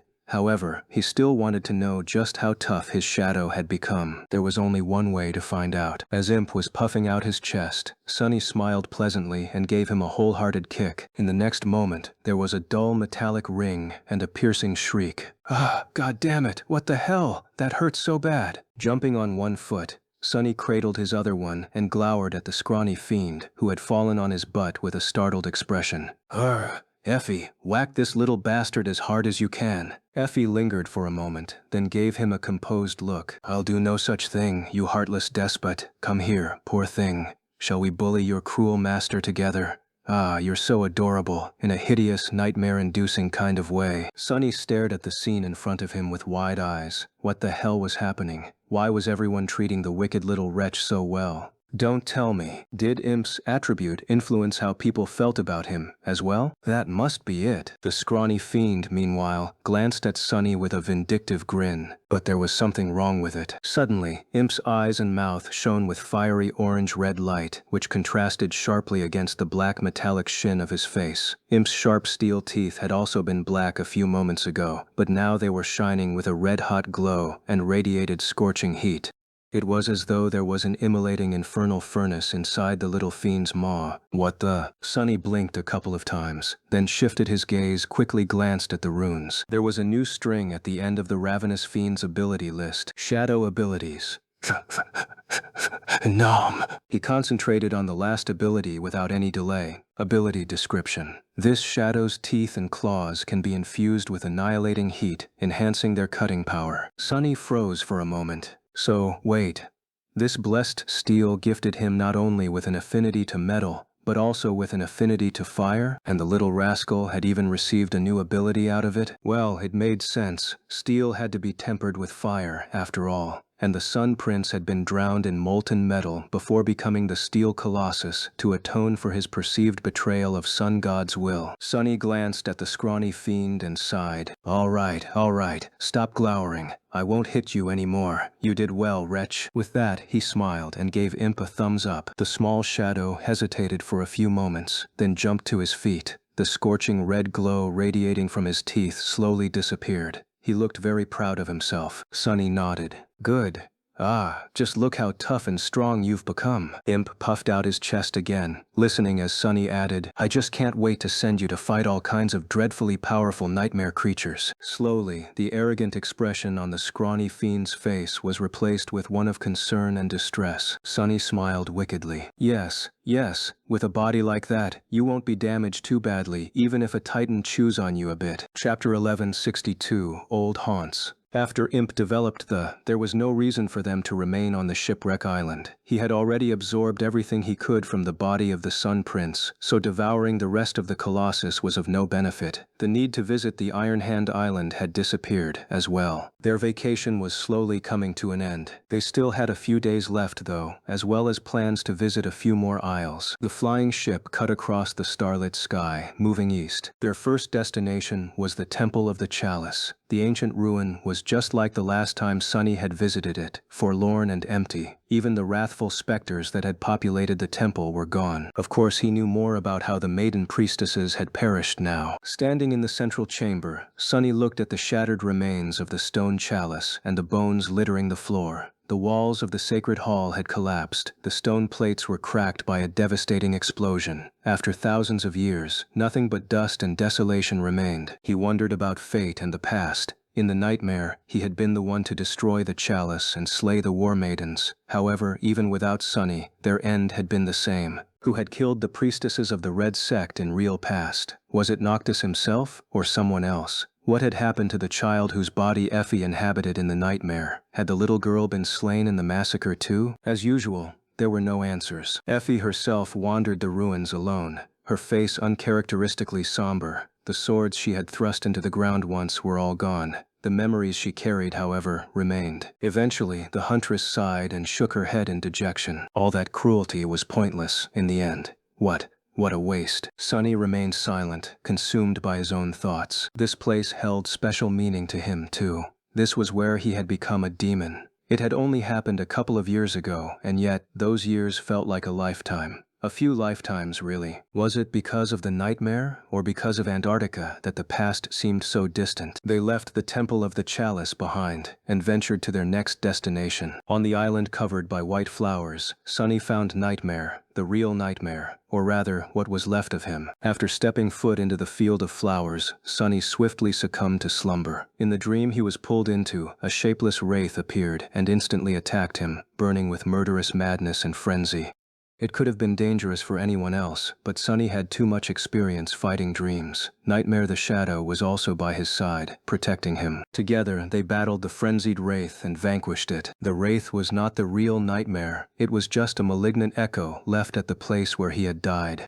After waking up from the slumber, Sunny explored the island of flowers and found the remains of an enormous horse in its center, beautiful blossoms covering the white bones and growing through the holes in its skull. He did not know how the black steed had ended up on this island and how it had died. Had it succumbed to the corruption, or had it remained steadfast until the end? All he knew was that the white flowers grew where Nightmare's blood had been spilled. His loyal shadow stared at the ancient bones for a while, then blew the air out of his large nostrils loudly and turned away with a solemn look. They had not gained much from this trip, but the dark steed seemed to have subjugated a powerful nightmare, adding it to his collection. The counter of the dream curse had risen significantly after slaying the dream wraith. The last stop they made was on the island where the creature of the lake had once bestowed the ruby knife to Cassie. The island was very close to the sanctuary and was known as an extremely dangerous one. Even when awakened dared to cross it, they always stuck to the edge of the isle, never approaching the tranquil lake. Skytide herself had been known to avoid this place. Whether it had been because the abomination living in the lake was too powerful, or because Saint Tyrus had chosen to keep it there to prevent other nightmare creatures from drawing close to the citadel, no one knew. Despite the danger, Cassie calmly landed the flying ship on the tranquil surface of the lake and let go of the steering oars. When Sunny gave her a questioning look and an awkward cough, the blind girl simply shook her head. "Don't worry, we'll be safe until the crushing subsides." Not daring to leave the ship, they gathered on the deck and watched the calm water. At some point, Cassie unsheathed the quiet dancer, gently touched its blade, and then let go of the slender rapier. It flew straight up and then plunged into the water, straining under the weight of the crushing. A long time passed in silence. At some point, Cassie lowered her head and let out a heavy sigh. It's empty. It's gone. Soon, the quiet dancer emerged from under the clear water and flew up with a flourish, sparkling brightly as the sunlight reflected from the drops covering its slender blade. The rapier landed in Cassie's hand and grew still. Sheathing the echo, the blind girl silently went back to the runic circle and sent the ship into the sky. Her face seemed full of sorrow, for some reason. Despite the fact that they were practically next to the sanctuary, none of them wanted to visit it. The idea of the familiar citadel without the White Feather clan seemed strange to Sunny. He didn't know who had been sent by Valor to oversee the Chained Isles instead of St. Tyrus, and did not care to find out. Even though it was not their fault, the newcomers still felt like usurpers. Instead of venturing into the sanctuary, the flying ship turned around and flew back west, cutting a straight line toward the distant Red Colosseum. It was going to take them a few days to return to the Ivory Tower. Once they did, the small vacation would be officially over, and Sunny would have to dive back into the coldness of Antarctica and the dirty war of the great clans. He felt slightly reluctant to return. On the last night before they reached the tower, Sunny found himself standing on the deck of the ancient vessel, looking at the myriad of stars above them through the branches of the sacred tree. There was the sound of steps, and Nephis approached to keep him company in silence. Together they watched the night sky and thought about the future. What it would bring, what it would take, what it would cost them. Chapter 1163, Broken Land. After a long time spent in comfortable silence, Sunny glanced at Nephis, thought for a few moments, and asked, "So, what do you make of this place?" The other members of the cohort all had a deep connection to the Chained Isles. Sunny and Cassie had spent the most time here, but Effie and Kai were also deeply tied to the remains of the Kingdom of Hope. Their experiences in the nightmare were not something one could ever forget. It was a place that had changed them. Nephis, on the other hand, was a stranger here. She could look at the Chained Isles as an outsider, so he was idly curious about her perspective. Neph lingered for a while, then said quietly, "It is as everywhere else, broken." Sunny smiled. "I guess. The Chained Isles are more honest in that regard, aren't they? They don't hide their broken nature." Indeed, the Dream Realm was a ruined world. The waking world was a ruin too, and the young woman standing next to him was the Star of Ruin, a fitting name for someone born of two broken worlds. He sighed. "Still, I thought you would have more of an opinion. Don't you feel a connection to this land?" Nephis glanced at him with a bit of confusion. "Why would I?" Sunny shrugged. "Well, the Kingdom of Hope was destroyed by Sun God. He brought his fire down and obliterated it. You are the inheritor of that fire, are you not? Sun God's blood is flowing through your veins. So, in a sense, you are the last descendant of the being who brought ruin to this land." Nephis remained silent for a while, then smiled. "I see. Yes, it would make sense for me to feel a connection to Sun God. But, actually, in this case, I feel more connected to Hope." Sunny raised an eyebrow. "Hope? The wicked demon who spent 1,000 years twisting the minds of everyone living in the ruins, driving them insane, and causing all kinds of unspeakable, abhorrent evil? The vile queen of madness, that Hope." Neph tilted her head a little. She lingered for a few moments and then said, "Hope, who had everything that belonged to her destroyed by an impossible foe, who remained chained for 1,000 years, but never stopped trying to set herself free, who escaped her prison and waged war against the eternal gods, and killed them. That Hope." Sunny hid his smile. "Huh. Well, if you put it like that. Actually, I'm rather fond of Hope, too. I met her once, you know." For the first time in a long time, he saw Neph's usually calm expression crack a little. She looked at him with a startled expression. You met Hope, the demon of desire?" Sunny nodded. "Yes, well, a version of her, at least. At the very end of the nightmare, I entered the tower and saw her, for a few fleeting moments. She even spoke to me." He hesitated for a few moments. "She told me that the demons were the flaw of the gods. I'm not sure what she meant, though. I always assumed that the gods were flawless." Nephis frowned, then turned away and looked at the stars. "I heard that the gods were perfect beings once, but then they were no more. It doesn't make a lot of sense, does it? I also don't know what she meant." She remained silent for a while, then said evenly, "It makes me wonder, though. Did Sun God also have to pay a price to use his power? Did he have to burn? Did he have to suffer? Did it hurt him to destroy Hope's kingdom?" Nephis looked at the distant stars with a cold expression. The gods could die, so they must have suffered too. She stared at the black sky. Then, slowly, a pale smile appeared on her lips. I hope he suffered a lot. Eventually they returned to the Ivory Island. The sun was disappearing beyond the horizon, and the crescent moon became visible in the twilight sky. The five of them gathered on the shore of the clear lake, in front of a bonfire, to enjoy their last meal before their return to the waking world. The short respite was almost over. Sunny enjoyed the last of Neff's cooking he would taste in a while as he studied the faces of his companions. Nephis, Cassie, Effie, Kai. The shadows moved as the fire danced, painting them in shades of orange and gray. They seemed rested and relaxed. He felt at peace, too. After a while, Sunny turned his head to look at the lake, where the flying ship swayed gently on the surface of the water. A small frown appeared on his face. Hey, we still haven't come up with a name for that thing, have we? The others looked at him with confusion. Then, their expression cleared. Oh. Kai was the first one to speak. He thought for a few moments, and then smiled. How about Sky Swimmer? Sunny gave him a measured look, making the handsome archer hesitate. What? He shook his head. No. Don't pay me any attention. I just think I understand now how your band ended up being called Nightingale. Both Kai and Nephis blinked. What's wrong with Nightingale? Nightingale is an amazing band name. Sunny smiled crookedly.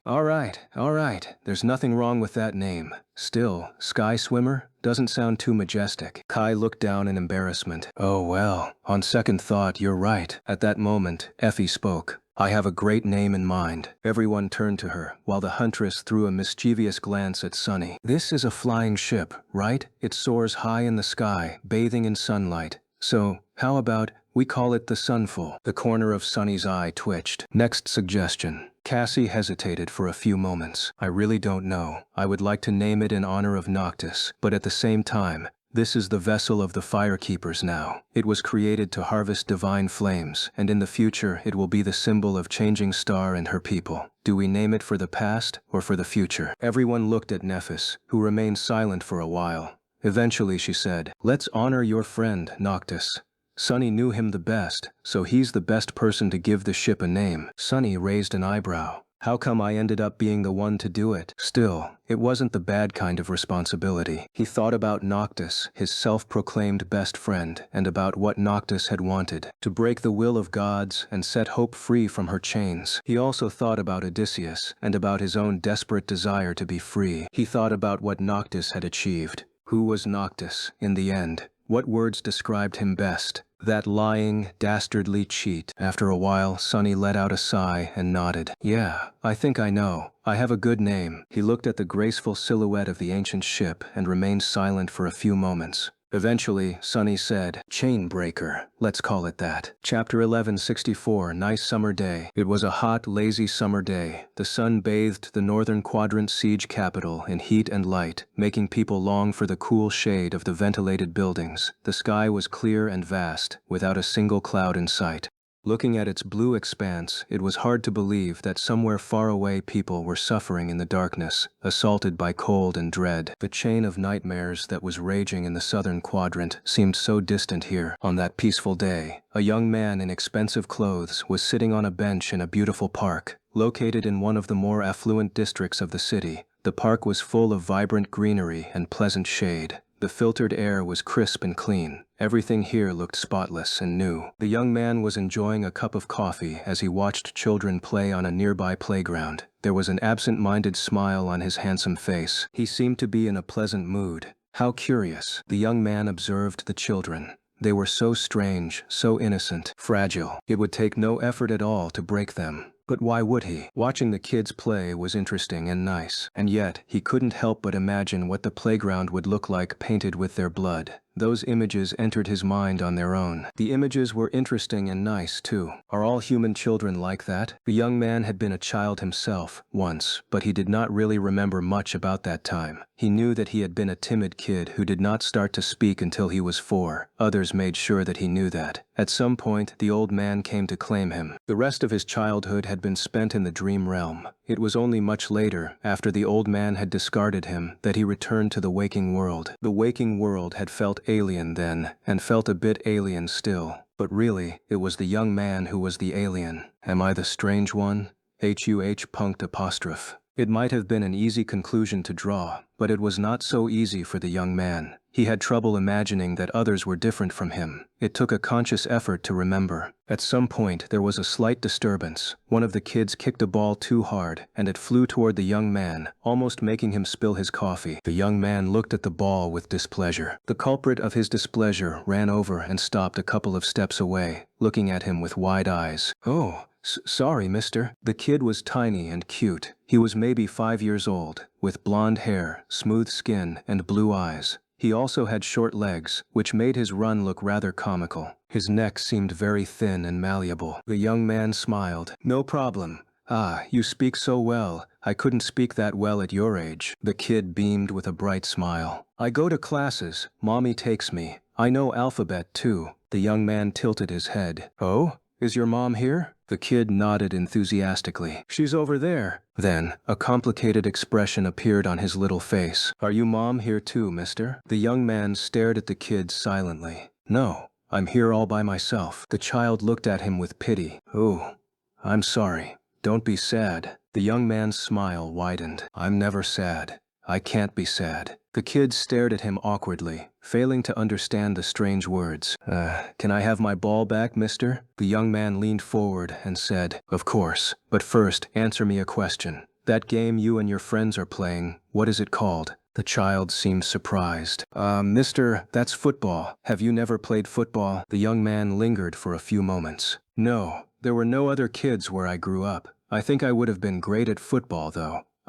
Maybe I should become a kid and play some football. What do you think?" His voice sounded as if he was genuinely contemplating doing just that. The kid smiled, thinking that it was a joke. The young man smiled too, then pushed the ball toward the child, glanced at him one last time, and leaned back. The kid picked up the ball and shouted, "Thank you, mister." With that, he turned around and ran back to his friends. The young man did not respond. In fact, he did not move at all. His eyes were closed, as though he was enjoying a nap in the sun. A few hours later, long after the children and their mothers left, a woman taking a walk in the park passed the bench. A frightened scream suddenly disturbed the peaceful day. "Gods! Somebody! Help! Dead! He's dead!" Indeed, the young man was as cold as a corpse. He was, and had been, dead. Of course, Mordred was long gone, hiding in the eyes of the talkative kid. Extinguishing a mundane human soul was easier than, well, taking candy from a baby. But he had not taken the body of this child. He was just taking a ride, watching the world through the kid's eyes. Currently, they were walking back home, holding the kid's mother's hand. The woman was in her early 30s, and very attractive. She was wearing expensive but simple clothes. Of course, anyone who lived in the affluent district had the means to afford the best attire, but few were dignified enough to not flaunt their wealth. Every time the woman glanced at her son, she smiled warmly, which made Mordred feel a slight sense of amusement. He had no memories of his own mother, who had died in childbirth when he was young, so this experience was rather new. Being loved by someone was interesting and nice too, enough to make him want to kill the child and take his place. But Mordred didn't. Even a creature like him had principles, after all. Well, not principles. Inclinations, maybe. He was not inclined to kill someone without a decent reason, even if he wanted to. Of course, his definition of what constituted a decent reason was different from the norm. Hiding in the kid's eyes, Mordred entered his home, uninvited. Chapter 1165, Warmth of Affection. Human homes were like a titan. They were full of countless things. From the floor panels to the smallest trivialities, each thing had been designed and created by someone. The materials used in the creation of the things had been produced by someone else. Vehicles that someone had assembled transported them over roads that someone had built. The amount of effort and life hiding in each human home was staggering. The scale of it was so inconceivable that Mordred could only compare it to something he was more familiar with, an abomination so vast that its mere existence was a calamity. But really, the waking world was so much more than that. The only creature it could truly be compared to was a god, a dead god, maybe. Humans were like ants, but he could easily imagine them as carrion worms wriggling as they feasted on a divine corpse. He could imagine it vividly. "Honey, come eat!" Mordred was looking at the world through the child's eyes. He put down his toys and ran to the kitchen. He climbed on a chair and grinned at his mother. He made a face at the plate full of expensive, naturally grown vegetables and pouted.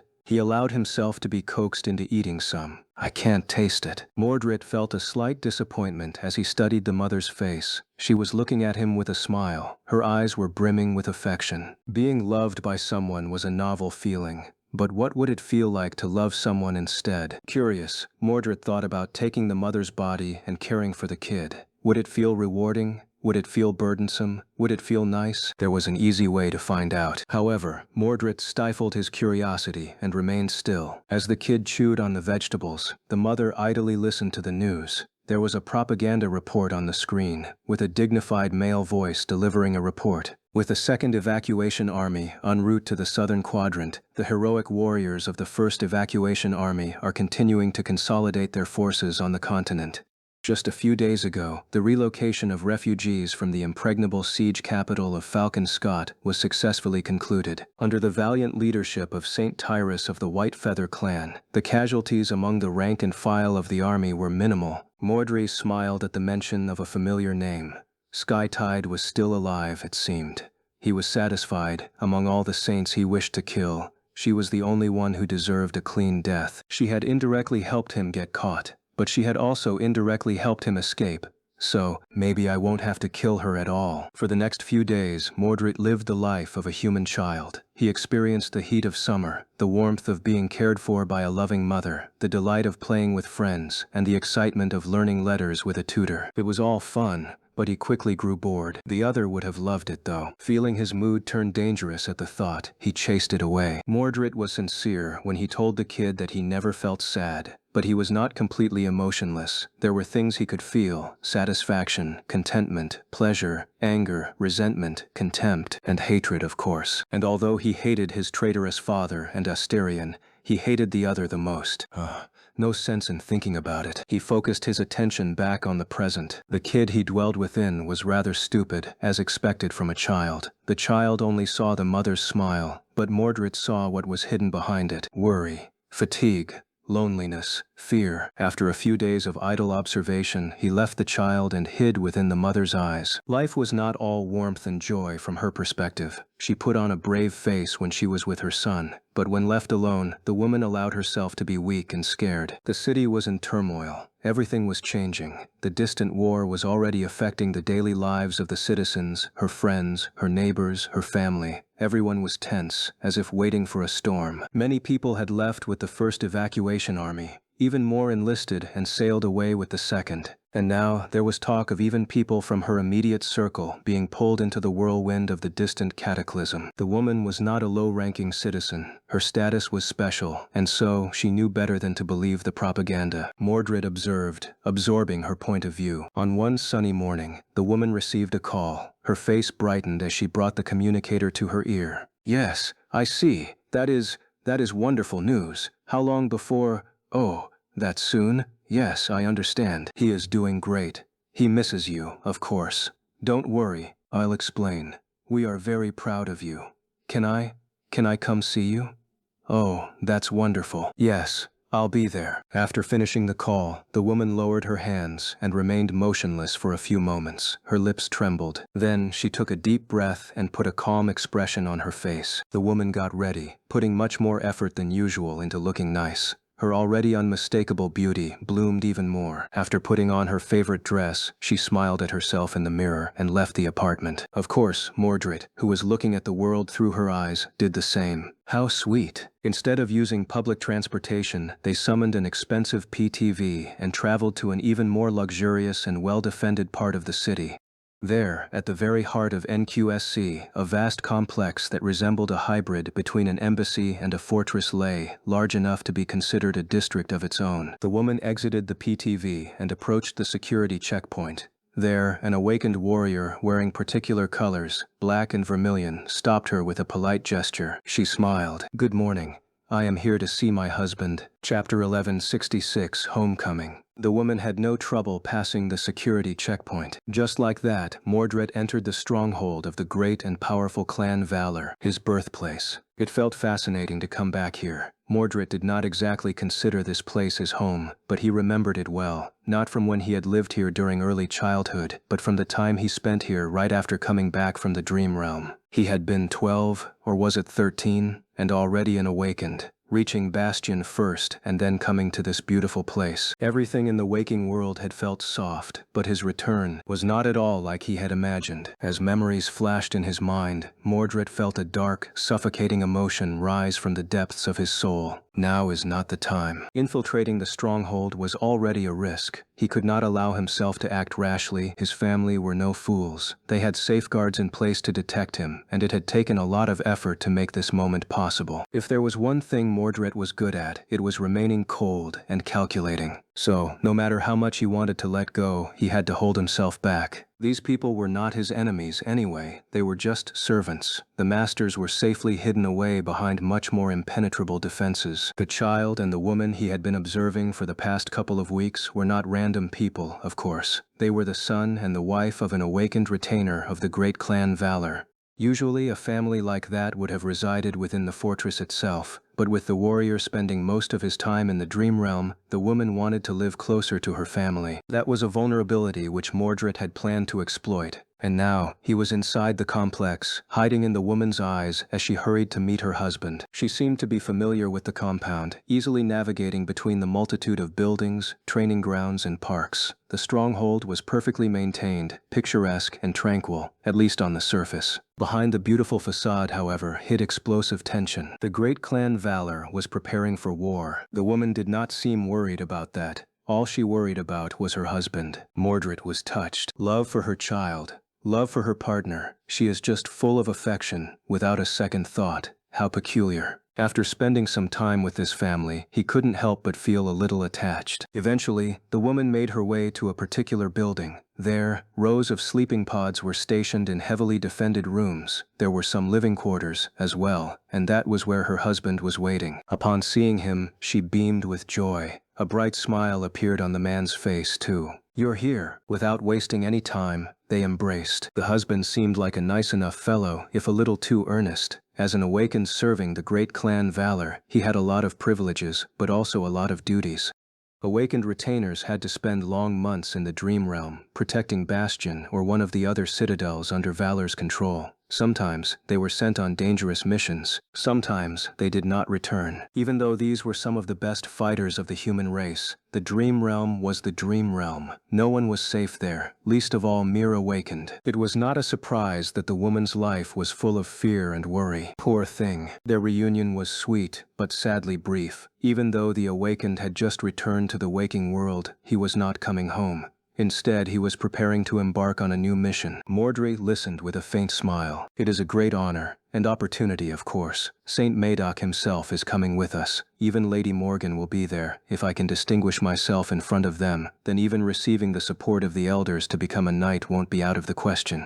You know that I am well respected among the men. All I need is one last push. Can you imagine how our lives will change if I ascend? I won't be gone that often, too." The woman smiled, but Mordred could feel her apprehension. She hid it well, though, not wanting to burden her husband. Of course.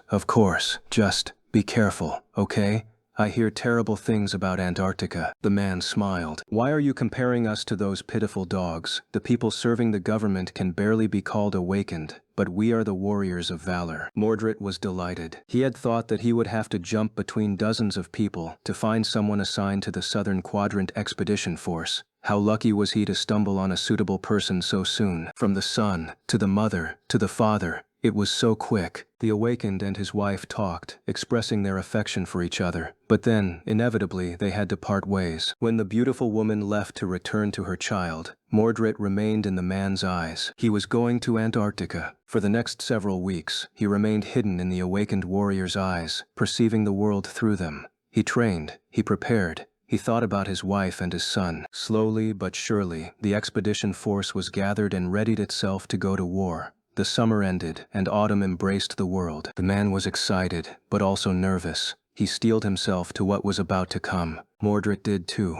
On the day when they were supposed to embark on the journey across the ocean, he prayed to the dead gods. Then, knowing that there might not be an opportunity to do so later, he sent a sweet message to his wife. Finally, he saluted Saint Gilead, the summer night, and followed the noble transcendent onto a ship. This man has a beautiful wife and a cute son. He truly is fortunate. Mordred remembered the days he had lived in the awakened warrior's home with fondness. On the first night at sea, he snuffed out the man's soul and took his place. Chapter 1167 to 1167. Prince's New Clothes. Taking someone's place was not a new experience for Mordred. However, it was a perilous thing every time. Not that he minded. He had been very weak at the start of it all. Unlike most other members of his family, Mordred had not received an aspect that helped one in a direct confrontation. He was not like his father, his uncles and aunts, or his cousins. He was not like Morgan, who had been born on the battlefield and was made stronger, faster, and more resilient after awakening. He was not even on par with that amusing scoundrel, Sunless. His physical strength was, objectively, laughable. It had gotten somewhat better now that Mordred reached a higher class, but that was his limit. That level was not nearly enough to face the caliber of threats he was facing, and there was no other way to bolster his combat prowess without the use of memories. However, he could not use memories within someone's soul. He could only reflect what was already there. As a sleeper, Mordred had been able to see through reflections, as well as travel through them, both mentally and physically. He had also been gifted with the ability to create helpers by shattering his soul. Of course, back then, gaining a new soul core to create a reflection had not been easy. Mirror Beast. Beastie was his first creation. Human children had imaginary friends, but Mordred had Beastie instead. For a lonely child who had grown up in the dream realm, having a companion, even if it was a mindless, dormant beast at first, was meaningful beyond words. His mirror beast was gone now, though. That was another thing his family had to pay for. In any case, things had changed after he awakened by anchoring himself to a citadel. Mordred had received his second ability, which made people wary of him, among other things. That was because he could enter their souls through their eyes and destroy them. The problem was that he had to defeat the soul first. During a soul battle, Mordred could rely only on his own prowess and on reflecting the power of the soul he was invading. Defeat meant death, even for him, just like he had almost perished when trying to take the body of Sunless. Ah, what a thrilling memory that was. Mordred's aspect was of no help in a battle, while the awakened whose souls he invaded generally possessed a great mastery of their aspects and tools. He, on the other hand, had no experience using them. So, to win and survive, Mordred had to gain a better understanding of the enemy's power than the enemy possessed, usually in a matter of seconds. It was like giving a novice a sharp sword and sending them into a duel to the death against a veteran swordsman who had been honing their skill for many years. The corrupted souls of nightmare creatures were even more deadly, albeit for other reasons. So, how did he win? By being better. By being smarter, by having greater skill, by possessing a deeper understanding of combat, by breaking and manipulating his opponent, dismantling their confidence, and turning their strengths against them. There was no trick to it, just will. It was not easy, and yet Mordred had not perished yet. Oh, and it was also fun. The best way to win a soul battle, however, was to prepare. If he created an opportunity to study the enemy in advance, to learn the details and intricacies of their aspect, then he did not have to enter a soul battle blindly. It was even better if he had managed to shake the enemy, making their soul weaker. So, taking the body of the awakened warrior after boarding the ship had not been too hard. Mordred had been looking at the world through his eyes for weeks, after all. He even knew the names and faces of his wife and son. Actually, he might have known those two better than the man himself did. That's better. Looking at the face of the man in the mirror, Mordred smiled. Then, he erased that smile and replaced it with another, much more earnest and bright one. That was how the man had smiled. Mordred effortlessly changed his posture, his facial expression, the glint in his eyes, the subtle tension in his shoulders. His whole presence changed, becoming indistinguishable from how the dead man had held himself. Looking into the mirror with that new smile on his face, Mordred whispered with flawless sincerity, "Glory to the great clan Valor." Mordred enjoyed a journey across the sea in the company of the other awakened warriors of Valor. He trained, ate, and spent the rest of his time with these people. He liked them a lot. The stoic awakened Crass, the good-natured awakened Agath, the carefree awakened Vero, and the other members of his cohort. The sense of camaraderie they shared was curious and delightful. The respect and admiration they felt toward the man whose body Mordred was wearing was refreshing too. It made him feel a bit of responsibility for these people, which was a novel experience. Even St. Gilead was not unpleasant to be around. I wonder how things are going in the southern quadrant. By now, the emissaries of Song had already arrived there. Seishan's blood bag, Bast, must have already begun producing the mirrors. There was no real point to those mirror, of course. It was just something senseless Mordred had instructed them to do in order to add fuel to the flame of his family's suspicion. The man was most likely going to be eliminated at some point, but that was no great loss to the great clan's song. Why would Mordred care? Then, finally, a dark line appeared on the horizon. The convoy had reached Antarctica. Standing on the deck of a massive battleship, Mordred looked at the gray sky and felt the cold wind caressing his face. The call of nightmare assaulted his mind, filling it with a cacophony of maddening whispers. He sighed. What a dreary place. As he contemplated the view in front of him, a familiar voice called out, "Warren, get ready. We are docking in half an hour." Turning around, he looked at his comrades and smiled. "Don't be foolish, Agath. A warrior of valor is always ready." Chapter 1168 Familiar Faces. There was a furious battle. Saints and titans clashed, making the ground shake and the sky shatter. A boundless horde of nightmare creatures flowed like a sea of darkness, assaulting the formation of human soldiers.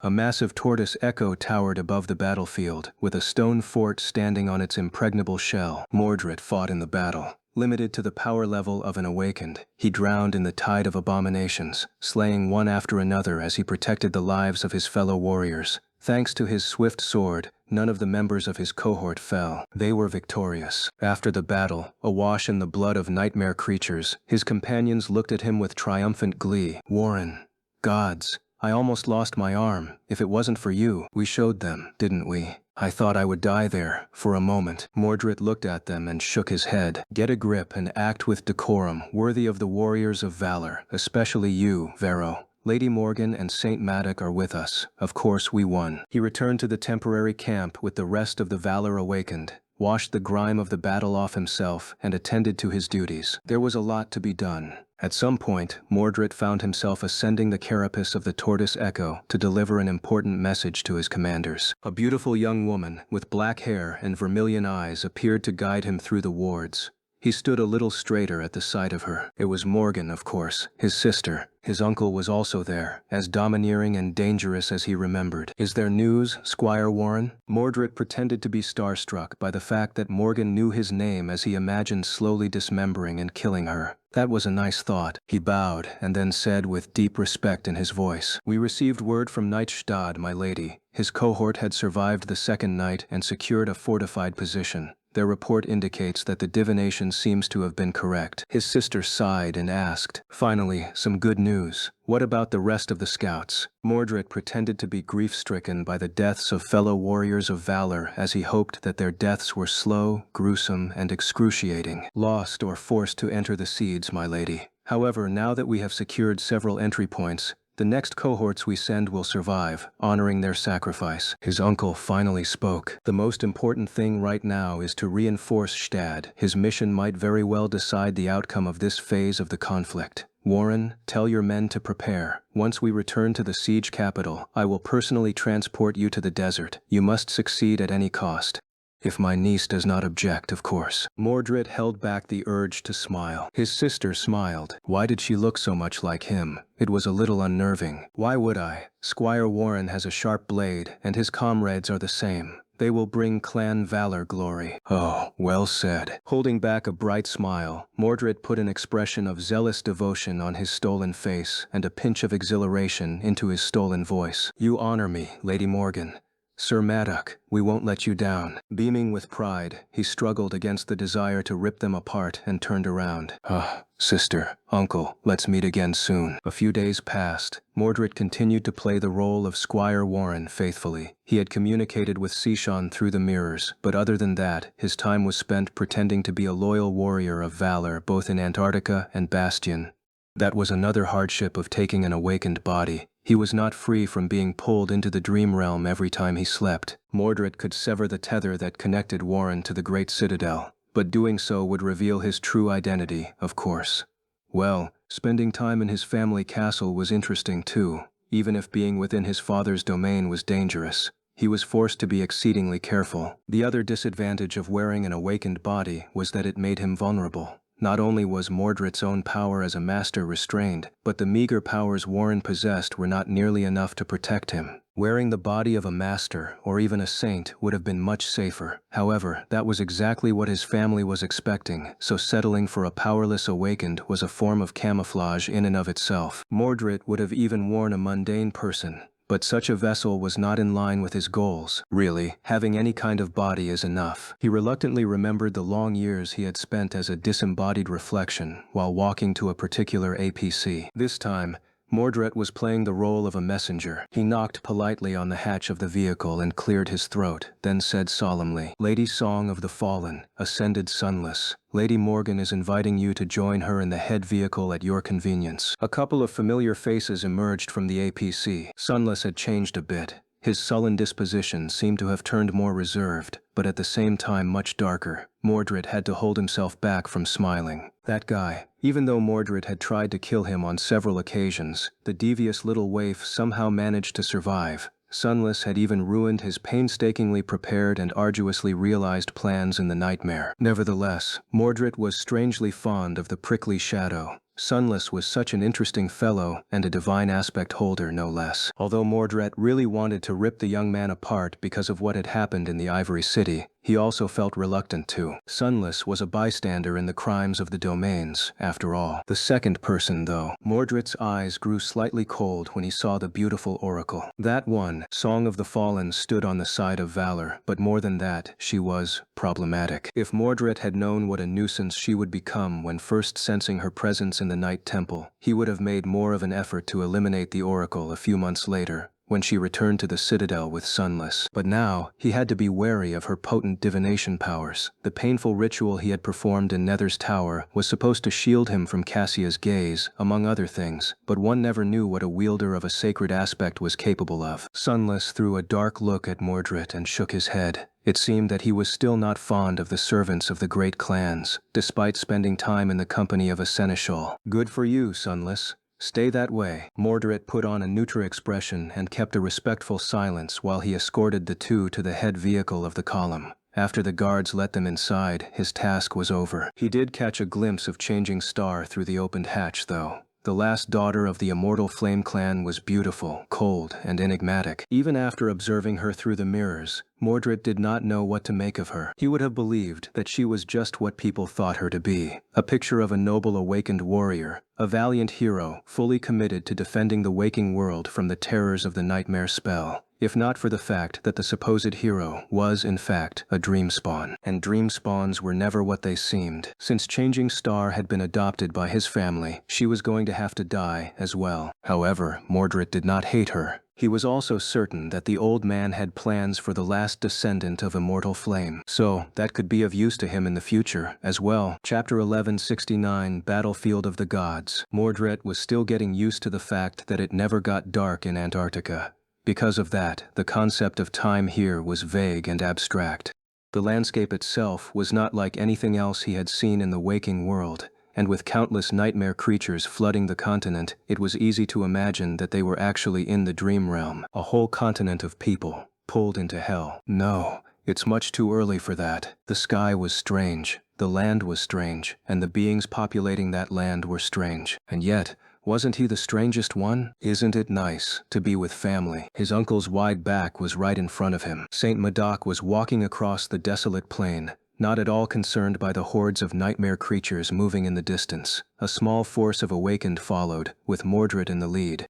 They had left their vehicles behind to traverse the last stretch of wilderness on foot, knowing that remaining unseen was more important than remaining safe. The warriors of valor were subdued, but full of unshaken resolve. Even surrounded by unspeakable danger, none of them showed the smallest sign of fear. They were ready to face any kind of threat, no matter how dire, and fight any kind of enemy, be it abominations or humans. Mordred, meanwhile, was simply staring at his uncle's back. How easy would it be to put a sword right through it? He suppressed a sigh. Sadly, not easy at all. Not even because of the priceless enchanted armor Whispering Blade was clad in, but simply because Whispering Blade was Whispering Blade. If any of Mordred's family members were easy to kill, he would not be stuck wearing the cumbersome vessel of Squire Warren for so long. There'll come a day, They walked forward in silence. Eventually, the goal of their journey revealed itself. Hidden in the shadow of an abandoned fortress, a nightmare gate tore reality apart like a dark scar. The whispers of the call grew louder and louder as they approached it, and the bones of slain abominations rustled under their feet. By now, the force brought to Antarctica by his family had explored a lot of nightmare gates. They had started with those situated within the siege capitals under the clan's control, and then slowly expanded their search. This one, however, was rather special. It was the gate that Nightstad had ventured into, and the area of the dream realm connected to it hid within itself a precious treasure. The problem was that this gate was situated in an extremely dangerous part of Antarctica.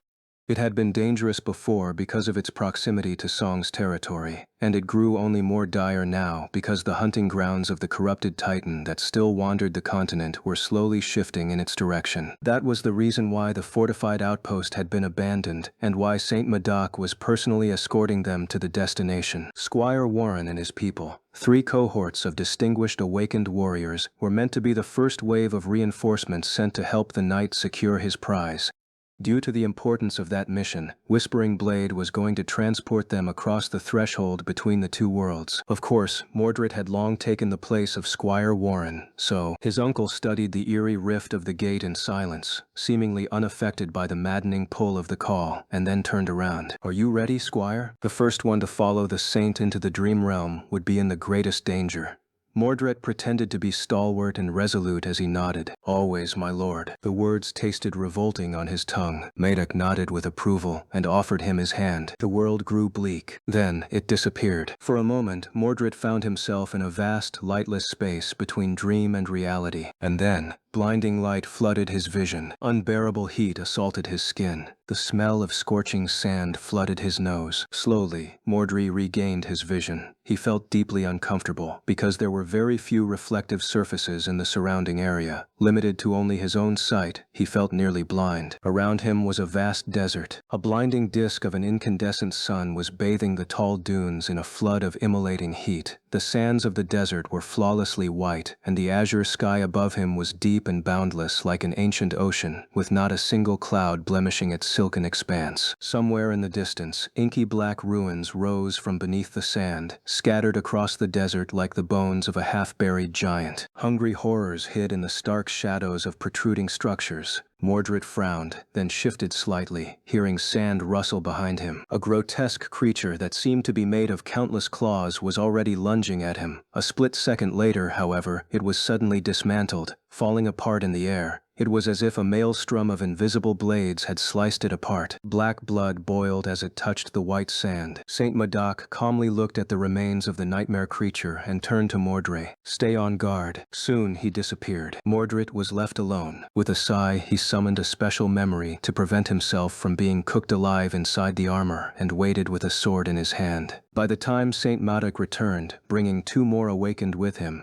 there was another dead creature laying on the sand. It took almost an hour to transport all of them to the dream realm. Nevertheless, being guided by a saint was a great boon. They did not have to search for each other in the deadly desert, facing its dangers alone. Who knew how many would have survived if not for Saint Madoc? Finally, the last warrior of valor appeared under the ruthless sun of the desert. Whispering Blade turned to Warren and sighed. "This is where I leave you, Squire. You will have to rendezvous with Nightstad on your own." Mordred pretended to be hesitant. "Saint Madoc, my lord, wouldn't it be more prudent for you to join us?" His uncle shook his head. "I am too easily tracked in this cursed land. Coming with you would only increase the chances of the Queen of Worms learning about Stad's mission. Don't worry, if you perform your duty well, I'll join you soon. By then it would be too late for Song to intervene." Mordred bowed, deciding that he was in a great mood. A few minutes later, Saint Madoc was gone. The awakened were left alone in the unholy desert. He looked at his companions and gave them a reassuring smile. "Hold fast, men. We need to proceed to the first marker without delay. If we fail to reach it before nightfall, may gods have mercy on our souls." Of course, the gods were long dead. Some might have died on this exact battlefield, in fact, so there was no mercy to be found in either of the two worlds. Chapter 11, 70 Day and Night. During the day, the desert was like hell. The small, ruthless sun bathed the pristine white world in suffocating heat, making the awakened feel as if their bodies and minds were slowly being dissolved into the blinding white radiance. Mundane humans would not have lasted even a single day in this scorching inferno, but even the experienced awakened warriors were struggling to persevere, if not for the fact that they had come prepared.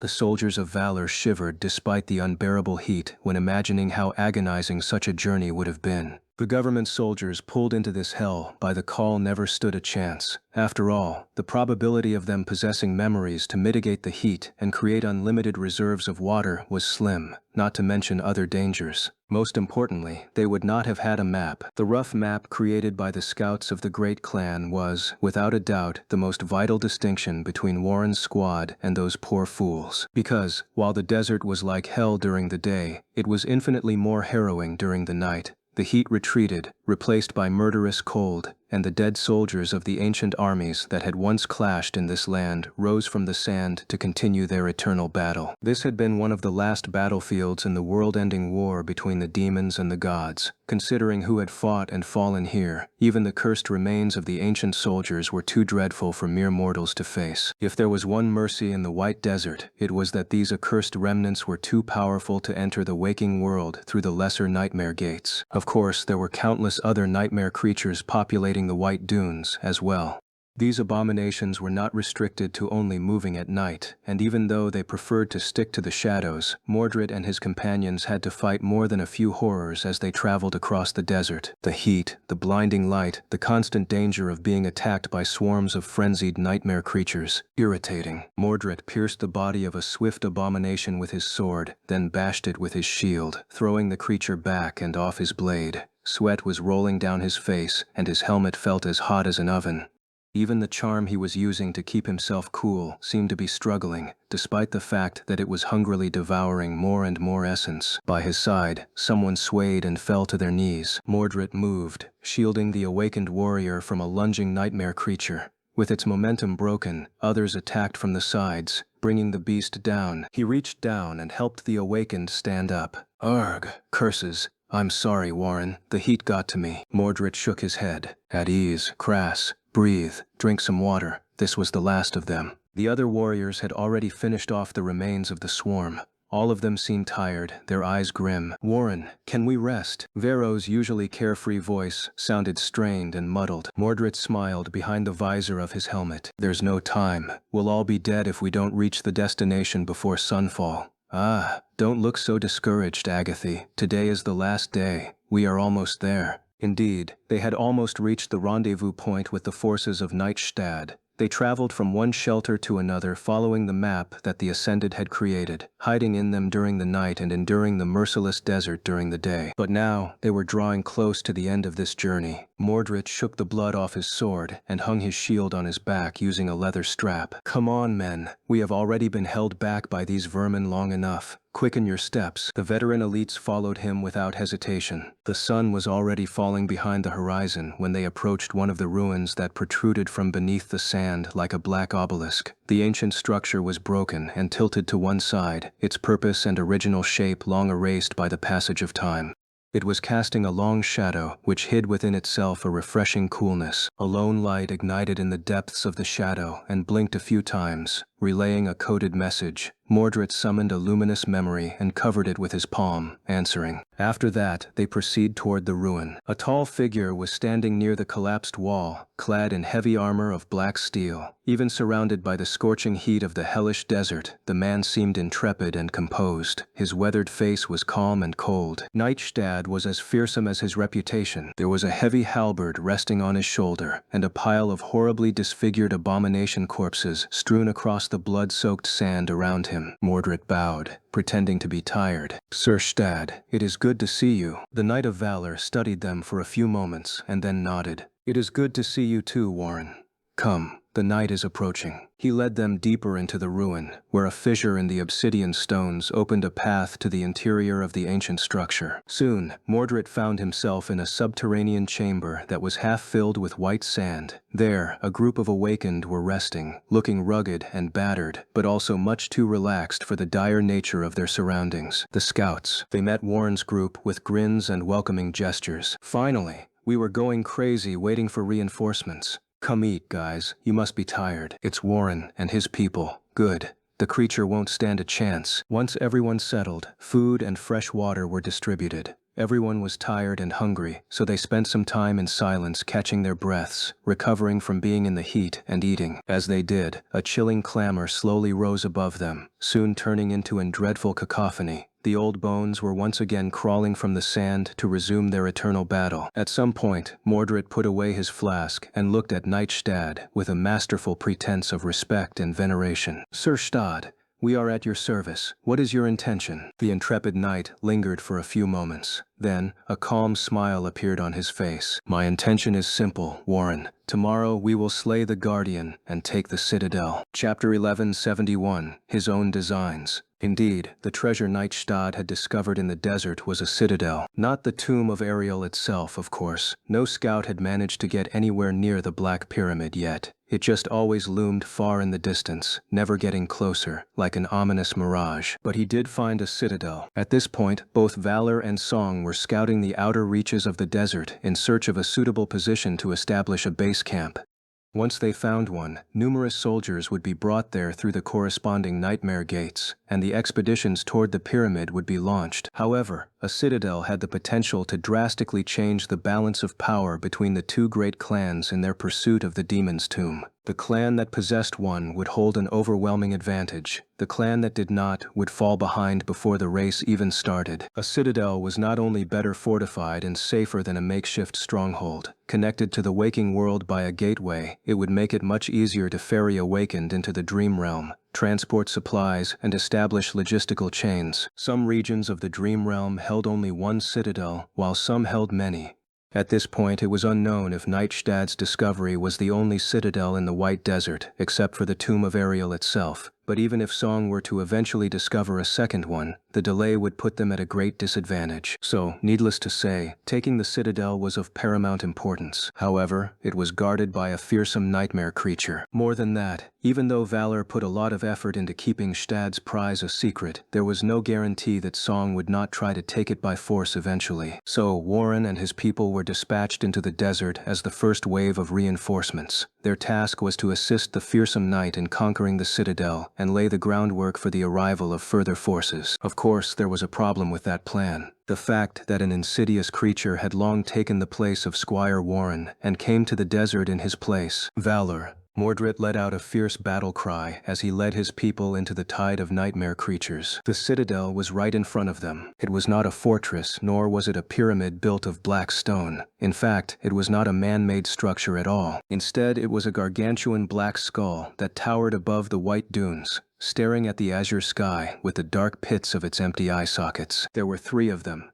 2 where a human's eyes would be, and the third one above them, right in the middle of the skull's vast forehead. Each of the empty eye sockets was the side of a stadium, and currently a flood of revolting nightmare creatures was flowing out of them onto the white sand. "Hold fast!" Roaring such stupid things, Mordred plunged into the mass of abominations. His sword rose and fell, cutting them down, and his shield rang under a barrage of attacks. How tedious. He felt slightly frustrated by the need to hold himself back. Mordred could not unleash his power as a master, but even more disheartening than that, he had to imitate the combat skills of the long-dead Warren. As a retainer of the great clan Valor, Warren had been at the pinnacle of what awakened warriors strive to be. And yet, to Mordred, that level of skill was dull and suffocating. Limiting himself to such a mediocre level of mastery was harder than surviving in the tide of nightmare creatures. He endured the frustrating limitations and fought, struggling to keep his body intact.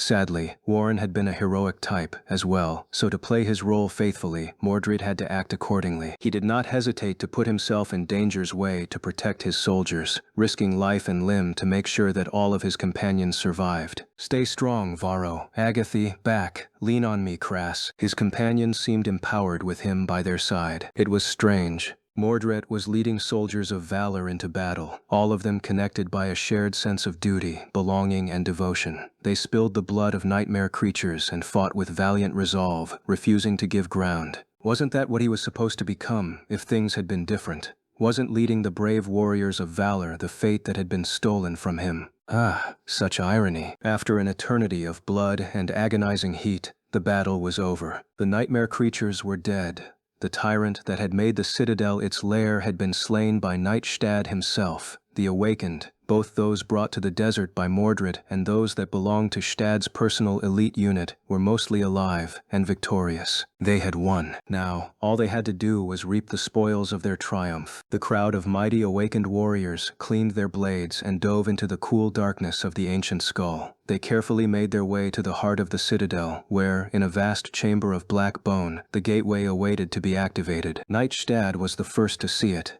Bright sunlight spilled through a jagged crack in the chamber's roof, and, thrust into the bone floor, a gargantuan arrowhead of lustrous steel shone with reflected radiance. A triumphant smile appeared on the knight's face. Turning around, he placed his heavy hand on Mordred's shoulder. "You did well, Warren. Glory and valor." Mordred smiled pleasantly. Everything was going according to plan. Now, his task was simple: remain in the good graces of Sir Stad, anchor himself to the gateway, return to the waking world, and inform Clan Song about the location of the citadel. Then, when Valor properly established themselves here and concentrated their forces in one place, he would help Sishan and the rest stage an unexpected attack and rip the citadel from his clan's hands while decimating its defenders. However, that was Clan Song's plan. Mordred, on the other hand, had his own designs. In his opinion, the emissaries of the Queen of Worms had allowed themselves to commit a grave sin. They had grown arrogant, drunk on the succession of easy victories and their outward superiority in terms of numbers. They had foolishly come to underestimate his family. Wasn't it the epitome of being misguided, to look down on the descendants of war while waging one? Seishan and Beastmaster might have been blinded by the feeling of complacency his sister had so masterfully lured them into, but Mordred knew better. It didn't matter who had reaped a few victories at the start. All that mattered was who would be left standing at the finish. Clan Song seemed to be holding an advantage for now, but the walls of the trap were already closing in around them. Mordred did not know what the trap was, but he did know one thing: the more time Morgan was given, the more devastating her retaliation would be. So, to destroy her plans, he had to throw the cadence of this conflict into utter chaos. Looking at Nightstad with a pleasant smile, Mordred nodded. Glory and valor. With that, he plunged his sword into the ascended warrior's neck. Stad's eyes widened, and, as blood poured out of his mouth, Mordred moved his blade sideways, almost decapitating the ascended.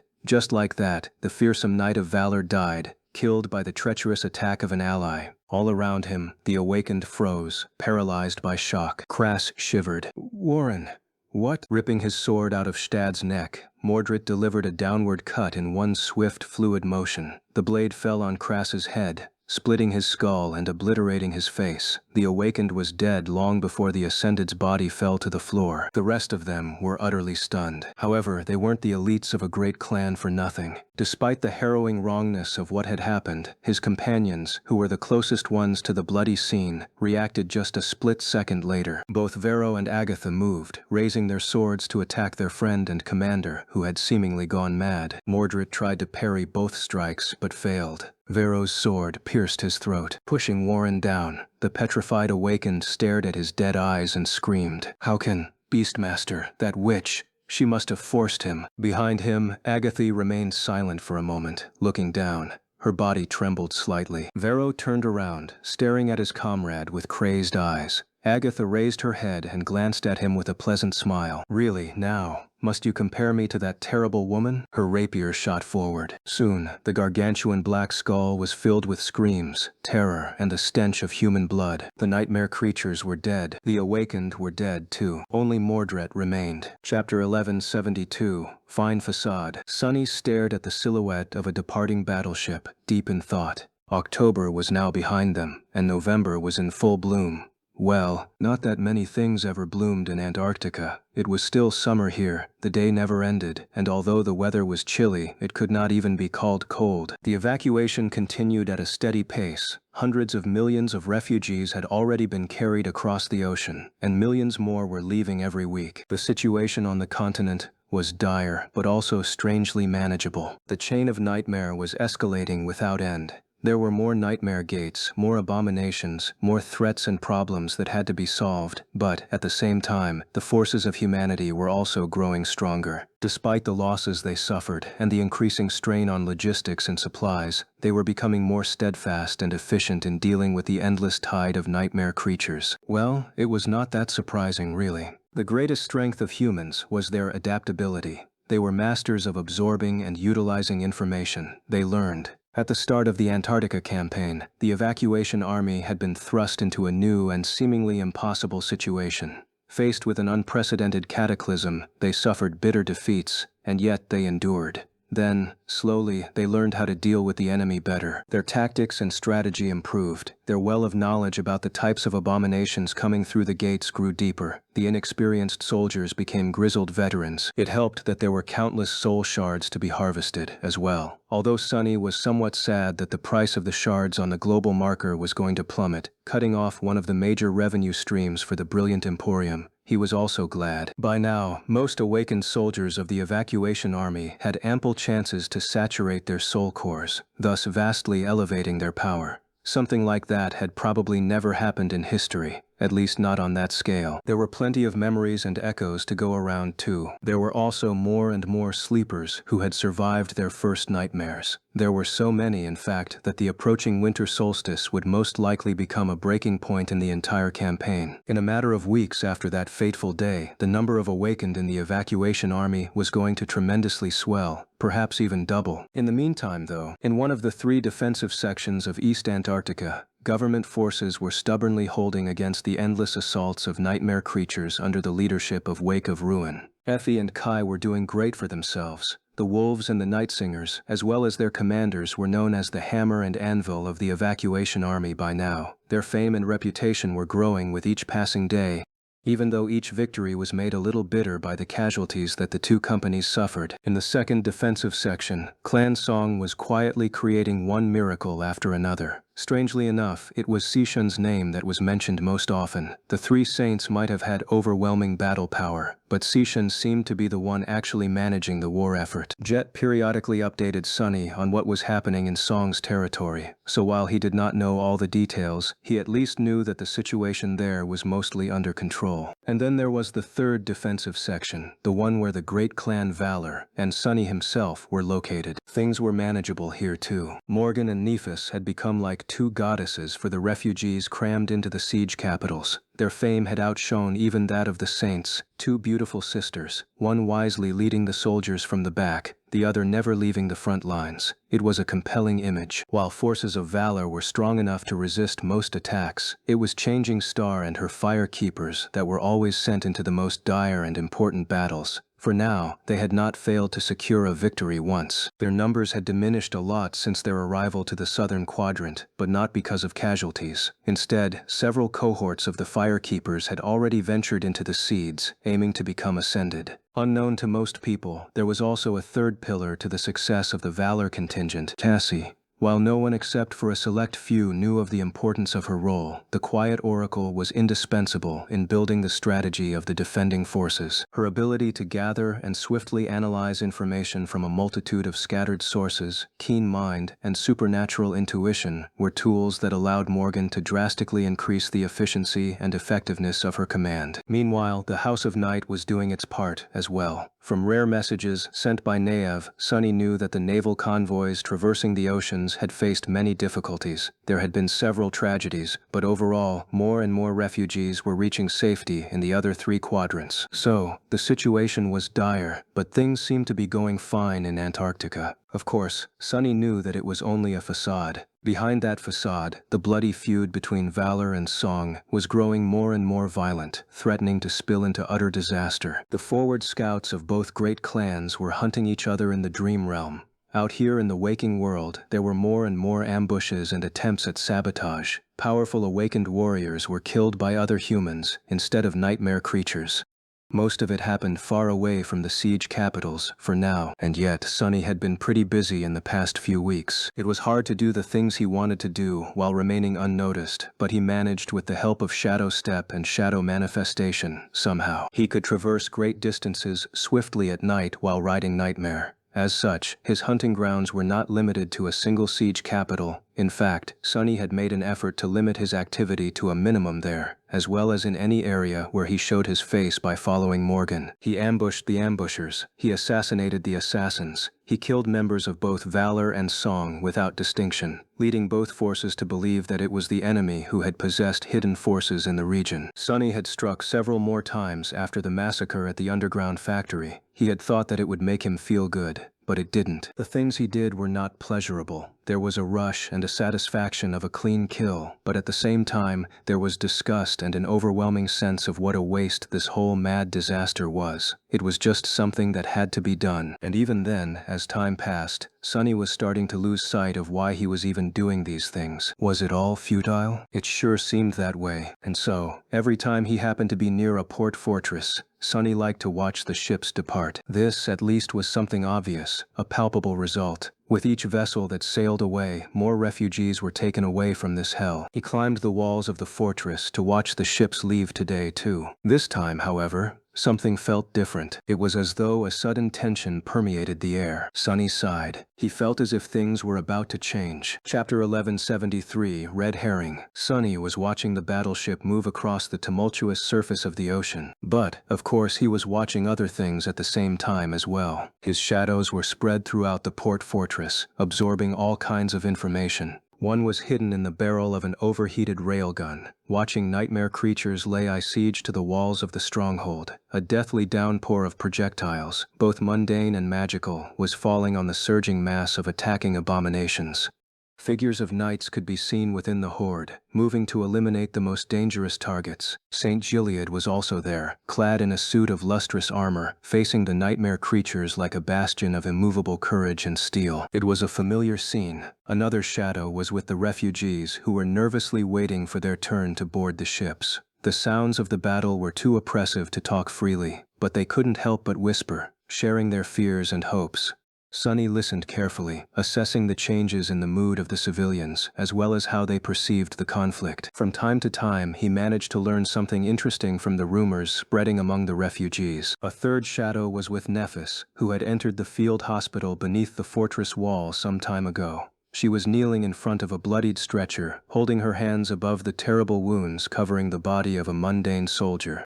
A soft radiance emanated from beneath her skin, and the wounds of the young man were swiftly closing. Her face was motionless and pale. There were many people behind her who had been in the throes of suffering not too long ago, but were now healthy and whole. They were looking at her with eyes in which indescribable relief mixed with awe and reverence in equal measure. The fourth shadow was with Sunny himself. And of course, the fifth shadow was slowly making its way into the sealed chamber where Morgan had gone a dozen or so minutes ago. Usually Sunny would not risk getting that close to the Princess of War when she really wanted to keep her conversations private, but today was a special day. It was not because the main force of Clan Valor had left their designated siege capitals and assembled in this pot fortress to give battle to a large horde of migrating nightmare creatures. Things like that happened from time to time, when it was more advantageous to deal with the threat sooner rather than later. No. It was because today, Saint Madoc had returned from his clandestine mission in the territory of Clan Song. To this day, Sunny was not sure whether Ascended Bast was truly the current vessel of Mordred, one of his reflections, or simply a diversion meant to sow confusion among his enemies.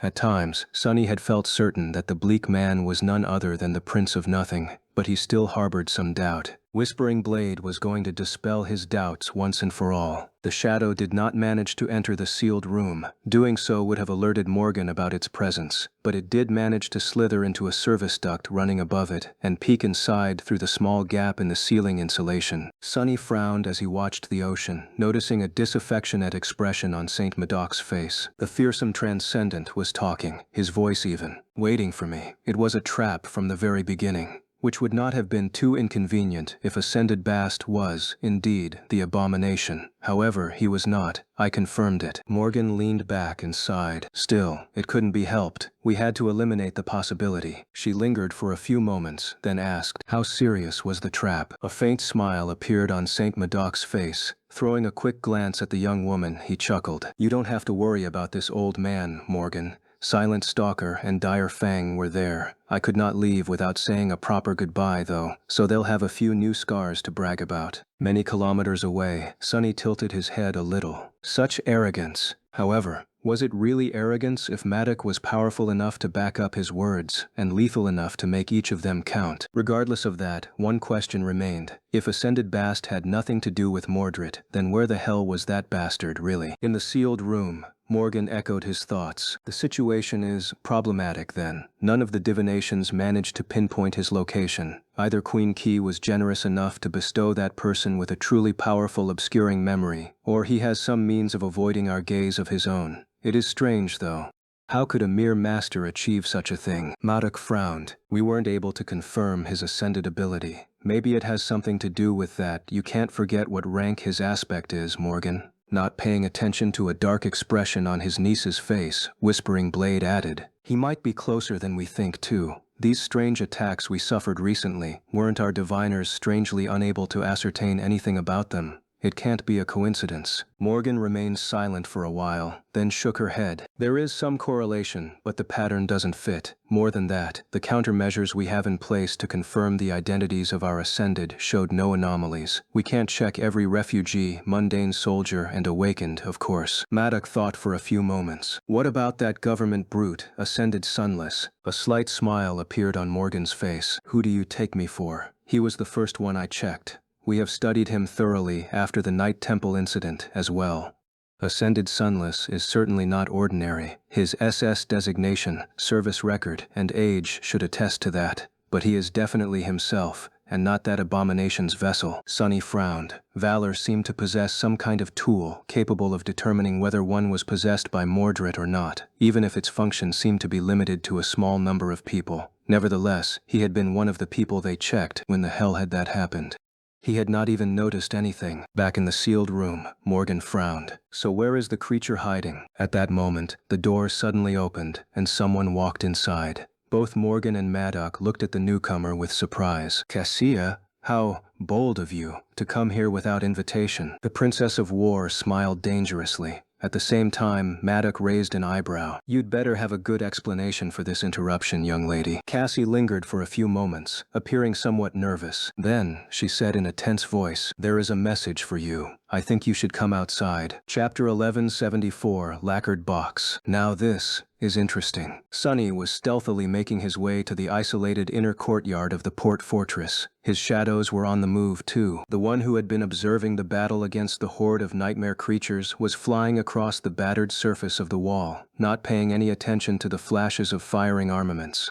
The one who had been hiding among the refugees had left them behind, approaching the courtyard from the other direction. The one that had been spying on Morgan hid itself within Cassie's shadow, and the one that had been following Nephis remained within hers. Currently, all of them were converging on a single point. In the middle of the courtyard, surrounded by a wide ring of empty space, a long figure stood as numerous soldiers and awakened aimed their weapons at it. Intricate armor of black steel, a beautiful face framed by curls of raven black hair, and vivid, vibrant vermilion eyes. It was Morgan. Don't tell me. As the real Morgan emerged from the gates of the stronghold in the company of Maddock and Cassie, the soldiers that were aiming at the invader looked at her with wide eyes. They must have realized that the creature standing in front of them was not the real Princess of War, and yet, seeing the two identical young women stare at each other was an eerie experience. The real Morgan gritted her teeth in contempt. The reflection perfectly mirrored her expression. And that was what the lone figure was, a creature created by Mordred from a piece of his soul, similar to how he had created the mirror beast. The real Morgan's hand rested on the hilt of her sword, but the reflection was holding a black lacquered box in its instead. Despite the hundreds of rifles and enchanted weapons aimed at the mirror creature, it seemed perfectly calm. Nephis entered the courtyard and stopped, looking at the bizarre scene with a reserved expression. Sunny had appeared from the shadows too, keeping out of sight as he observed the situation. What is that crazy bastard doing? His gaze slid across the faces of everyone gathered in the courtyard, the mundane soldiers and awakened retainers of valor, a few knights, Nephis, Cassie, Mayduk. Was Mordred among them right now, somewhere, enjoying their reactions? As the reflection tilted its head a little, the real Morgan snarled, "How dare you wear that face, you vile thing?" Her face was a mask of revulsion and fury. This time, the mirror creature failed to reflect her expression. Instead, it smiled pleasantly, then bowed, and gently placed the lacquered box on the ground. Then, the reflection opened its mouth and spoke, its voice indistinguishable from that of Morgan. "A present for my dear sister." Then, its smile widened a little. "Come soon. I missed you a lot." Before Maida could stop Morgan, she suddenly disappeared from where she had stood. Her speed was too great for the mundane soldiers and the awakened warriors to trace with their naked eyes, but Sunny saw it, a black and red blur that cut across the courtyard, approaching the reflection with the speed of a bullet. He knew better than most how terribly dangerous these creatures were, so Sunny expected to see a tremendously destructive fight. He even prepared to retreat, but, to his surprise, the dire battle never happened. It was not because Morgan revealed one of her hidden trump cards, and neither was it because Maddock intervened. Instead, it was simply because the reflection did not even try to defend itself. It just stood there, smiling pleasantly, as Morgan's sword pierced the breastplate of the black armor and exited from the creature's back. Slowly, a net of thin cracks appeared on the skin of the reflection. Morgan's eyes widened slightly as she watched the perfect copy of her face slowly crumble into a rain of glass shards, which then disappeared without a trace in a flash of silver light. Just like that, one of Mordred's reflections was destroyed. Nevertheless, Sunny's frown only deepened. So, he wanted to deliver a message. What message could it be? Without a doubt, the ability of the reflection to appear in the very heart of one of Valor's strongholds without anyone noticing was a message in and of itself. It was as if Mordred was mocking his family, pointing out that no amount of guards and protections could save them from his wrath. Forcing Morgan to watch herself be destroyed was a message too. Mordred was hinting that this was her inevitable future. And of course, the actual message was the black lacquered box and the words the reflection had spoken. "A present for my dear sister. Come soon. I missed you a lot." All of it was one immaculate provocation. However, just what was inside the box? As Sunny watched, Morgan sheathed her sword with a dark expression and looked down. Mayduk slowly approached, looking at the box with weariness. Cassie and Nephis got closer too. Could there be something dangerous inside? Cassie's voice sounded tense. Morgan glanced at her silently and then leaned forward to pick up the box. It was as if she was trying to show that there was nothing that Mordred could do that she would be afraid of. Without hesitating, she opened the box and looked inside. Morgan's impression subtly changed. The insides of the box were upholstered in red silk, and on that silk rested a human skull. The skull was covered in soot to appear black, and there was a rough hole made in its forehead, as if to resemble a third eye. There was a long moment of silence, and then, Whispering Blade suddenly thrust his hands into the box and picked up the morbid gift that Mordred had left behind. His face was strangely grim. As Maddox studied the skull, Morgan looked at him with a silent question. "What is it?" The saint gritted his teeth. Then, he gently placed the skull back on the red silk and said, "It's Stad. It's Stad's head." Chapter 1175, Demon of Chaos. Like a demon of chaos, Mordred had appeared out of nowhere and thrown everything into utter disarray. Antarctica, which had been like a powder keg for a while now, finally exploded into a conflagration of violence because of the macabre gift that he had delivered to his sister in an elegant lacquered box. Sunny had not realized the full complications of what had transpired in the courtyard of the port fortress until some time later. He knew that Knight Stad was a highly regarded ascendant of Clan Valor who had been entrusted with an extremely important mission in the Dream Realm.